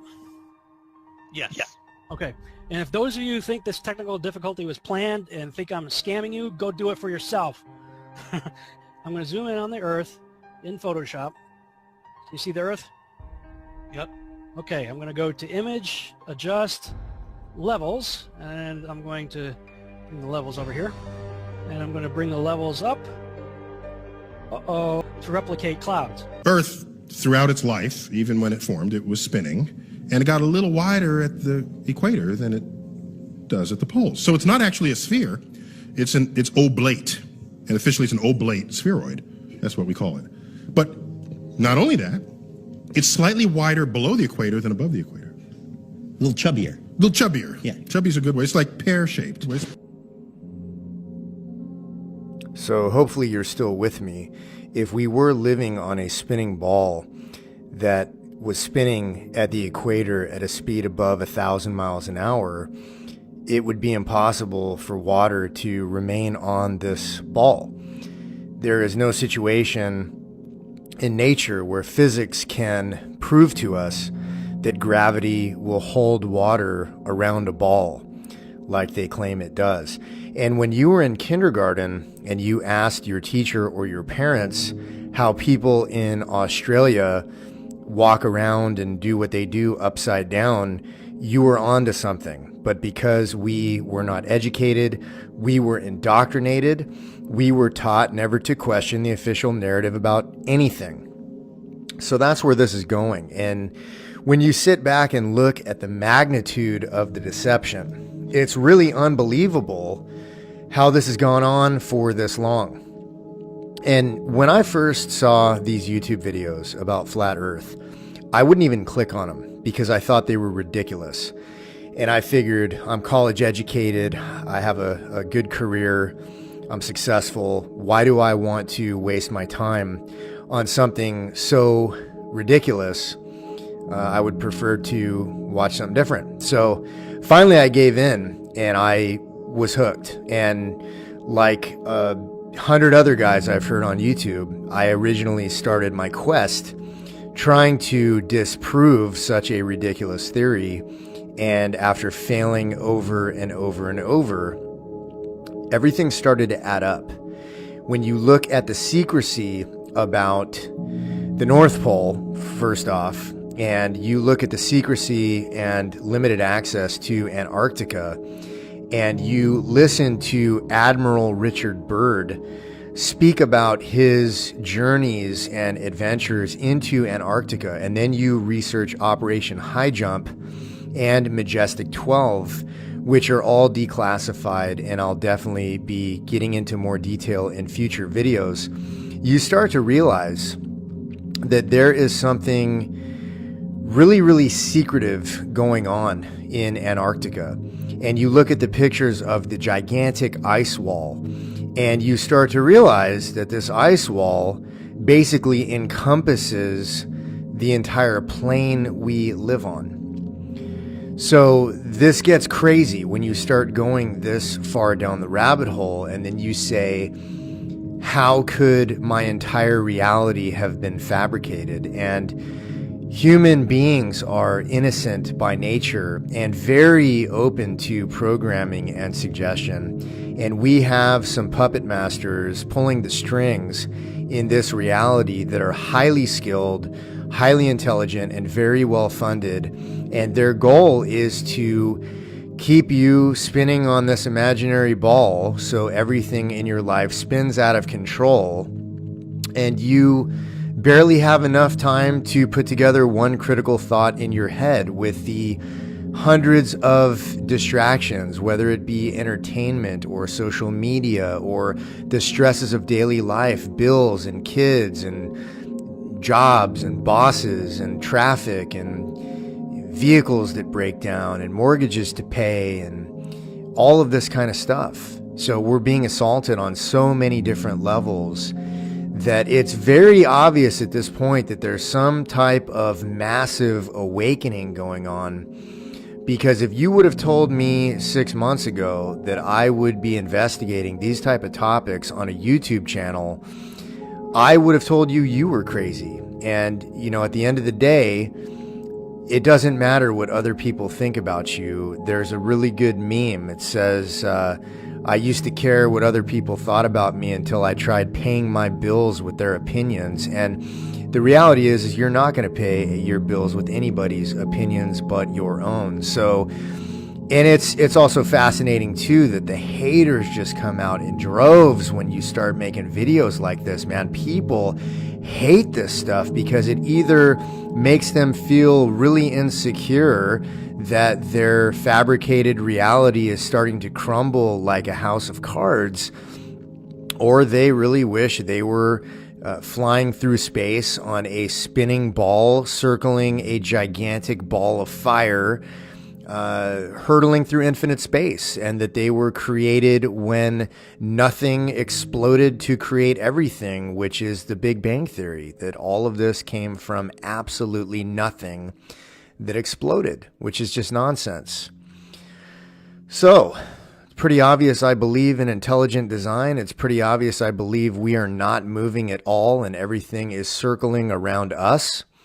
So if you are on the same page, or you don't even have to be on the page, but I'm going to tell you what, do some research and open your mind, because there's an awakening going on, and this is what will push you off the edge and really get you to change your perspective on everything, because we are talking about a complete and total fabrication of reality that you've been indoctrinated into. We've all been indoctrinated into it. So till next time, God bless, and would love to hear your feedback. When you look at the atmosphere, I'm in a cult, I'm in a cult, I'm in a cult, I'm in a cult, I'm in a cult, I'm in a cult, I'm in a cult, I'm in a cult, I'm in a cult, I'm in a cult, I'm in a cult. I'm in a cult. I'm in a cult. I'm in a cult. I'm in a cult. I'm in the grove, bohemian. I drink the juice, the chocolate milk. Holy cow, I wear the sneaks. Tip up the beat, I'm 33. Grove, bohemian. I drink the juice, the chocolate milk. Charles Manson, ranch dressing. Coke head with the number 9. It's so divine with the holy grail. Shape of the snail, the Fibonacci sound of the conch. Coke head with the number 9. It's so divine with the holy grail. Shape of the snail, the Fibonacci sound of the conch.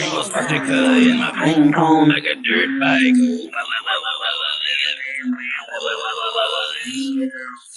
I rainbow sparkle in my pine cone like a dirt bike. Third eye rainbow sparkle in my pine cone like a dirt bike.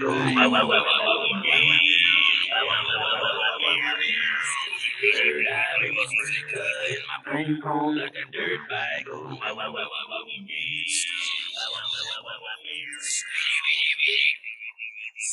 Now, back to my ingredients. There's again the 2 Scotch bonnet peppers, 1 whole onion chopped, a 2... 96 and 97.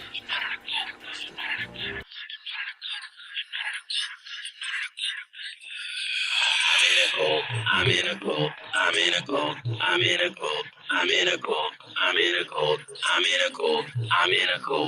I'm in a cult. I'm in a cult. I'm in a cult. I'm in a cult. I'm in a cult. I'm in a cult. I'm in a cult. I got the caddy. I make the Benjis, the limousine with peaches and cream. You make the dough, the symbol show. Euthanasia. Nightmare hippie girl. Blue rich, very Illuminati. Got the VIP cause I'm a 33. The symbol show. Euthanasia. Nightmare hippie girl. Blue rich, very Illuminati. Got the VIP cause I'm a 33. 3. A bunch of important numbers. 42. A bunch of important numbers. 484. A bunch of important numbers. 5. A bunch of important numbers. 0. A bunch of important numbers. A bunch of important numbers. 24. A bunch of important numbers. A bunch of important numbers. A bunch of important numbers.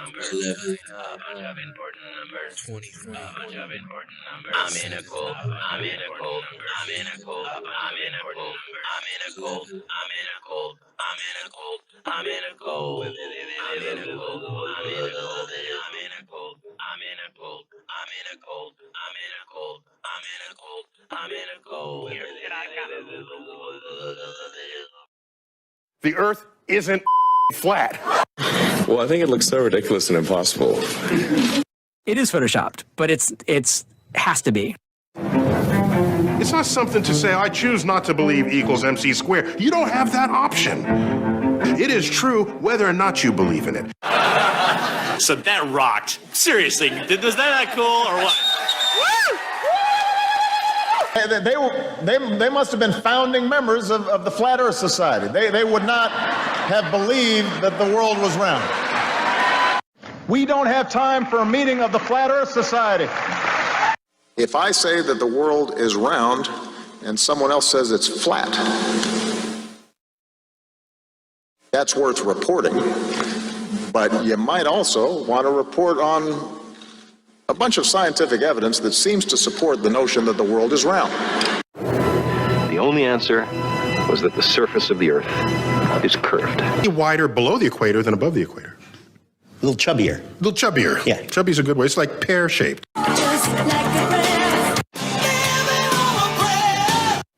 Figure out why you can't see Spain from the east coast of North America. We're able to see stars from the lunar surface or on the daylight side of the moon by eye without looking through the optics. I don't recall. I don't remember seeing any. I have to ask you, what kind of file type, can you tell us about the image file type and compression that was used to send this very important couple of thumbnails back from Mars? Yes, unfortunately, I absolutely cannot. Adam, tell us about the landing. I can't tell you too much about it. This is called gravity. UHF is good. Touchdown confirmed. We're safe on Mars.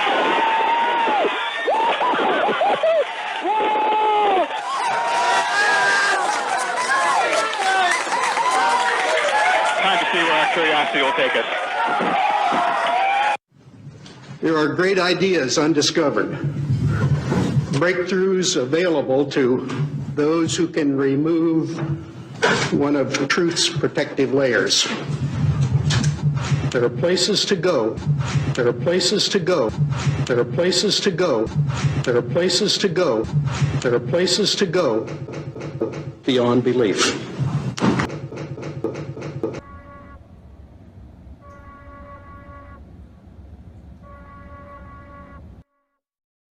Take a look at this right here. Bam! Bam! Bam! Bam!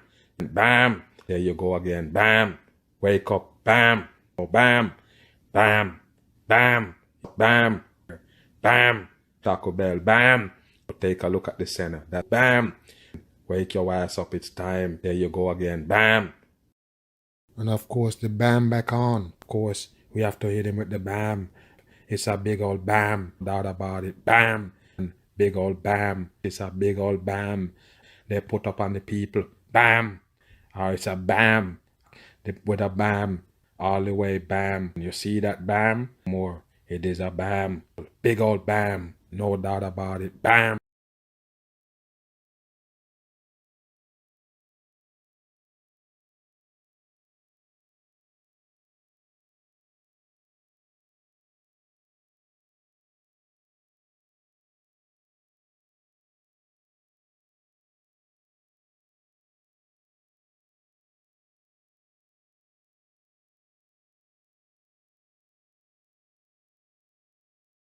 And of course, the bam back on. Of course, we have to hit him with the bam.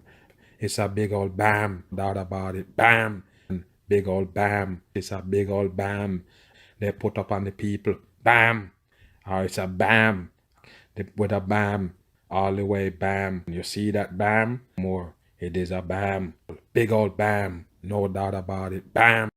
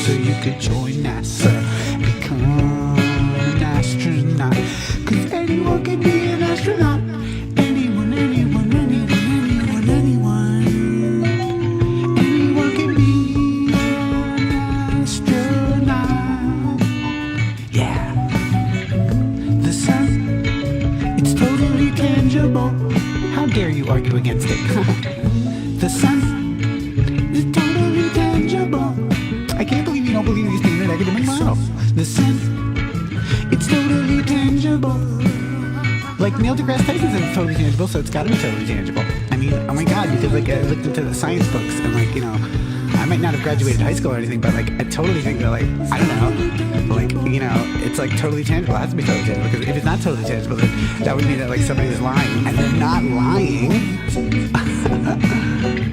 The sun is totally tangible. You could get there if you really wanted to. The sun is totally tangible.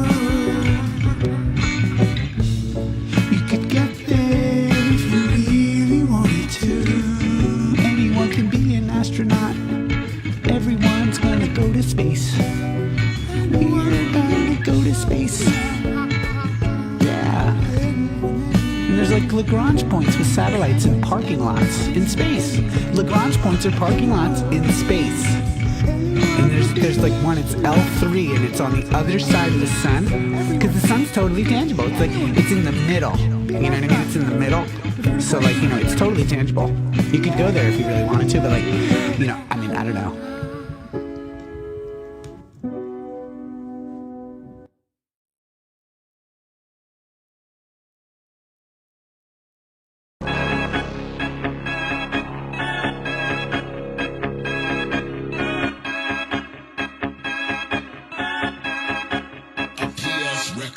I'm a revolutionary renegade. I sun gaze, the sun's rays, eyes blazed, half crazed, coming at you sideways, down the information highway, splitting open the secret society.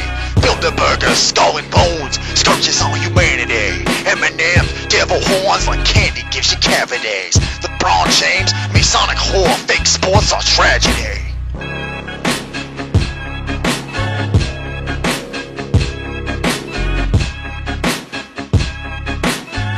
Kyrie's real, but it's kinda hard to swallow. Same goes for B.O.B., Shaq and Eddie Bravo. Part of me suspects they are faker than Apollo. Bill Jones is Alex Hicks and vice versa flipped it. Charlie's Law reversed it and Kevin Booth assisted. This isn't just a limerick, I'm pulling back the bank, yo. Mother Nature sent me here exposing all the evil. Surveilled by media, shady and deceitful. Closed my account, dumping all the toxic people. Sheeple cramped my style on a journey to discovery. I put up with the shit, now I need some recovery. Truth sets me free from my own worst enemy. Keep my enemies close, and I study them endlessly.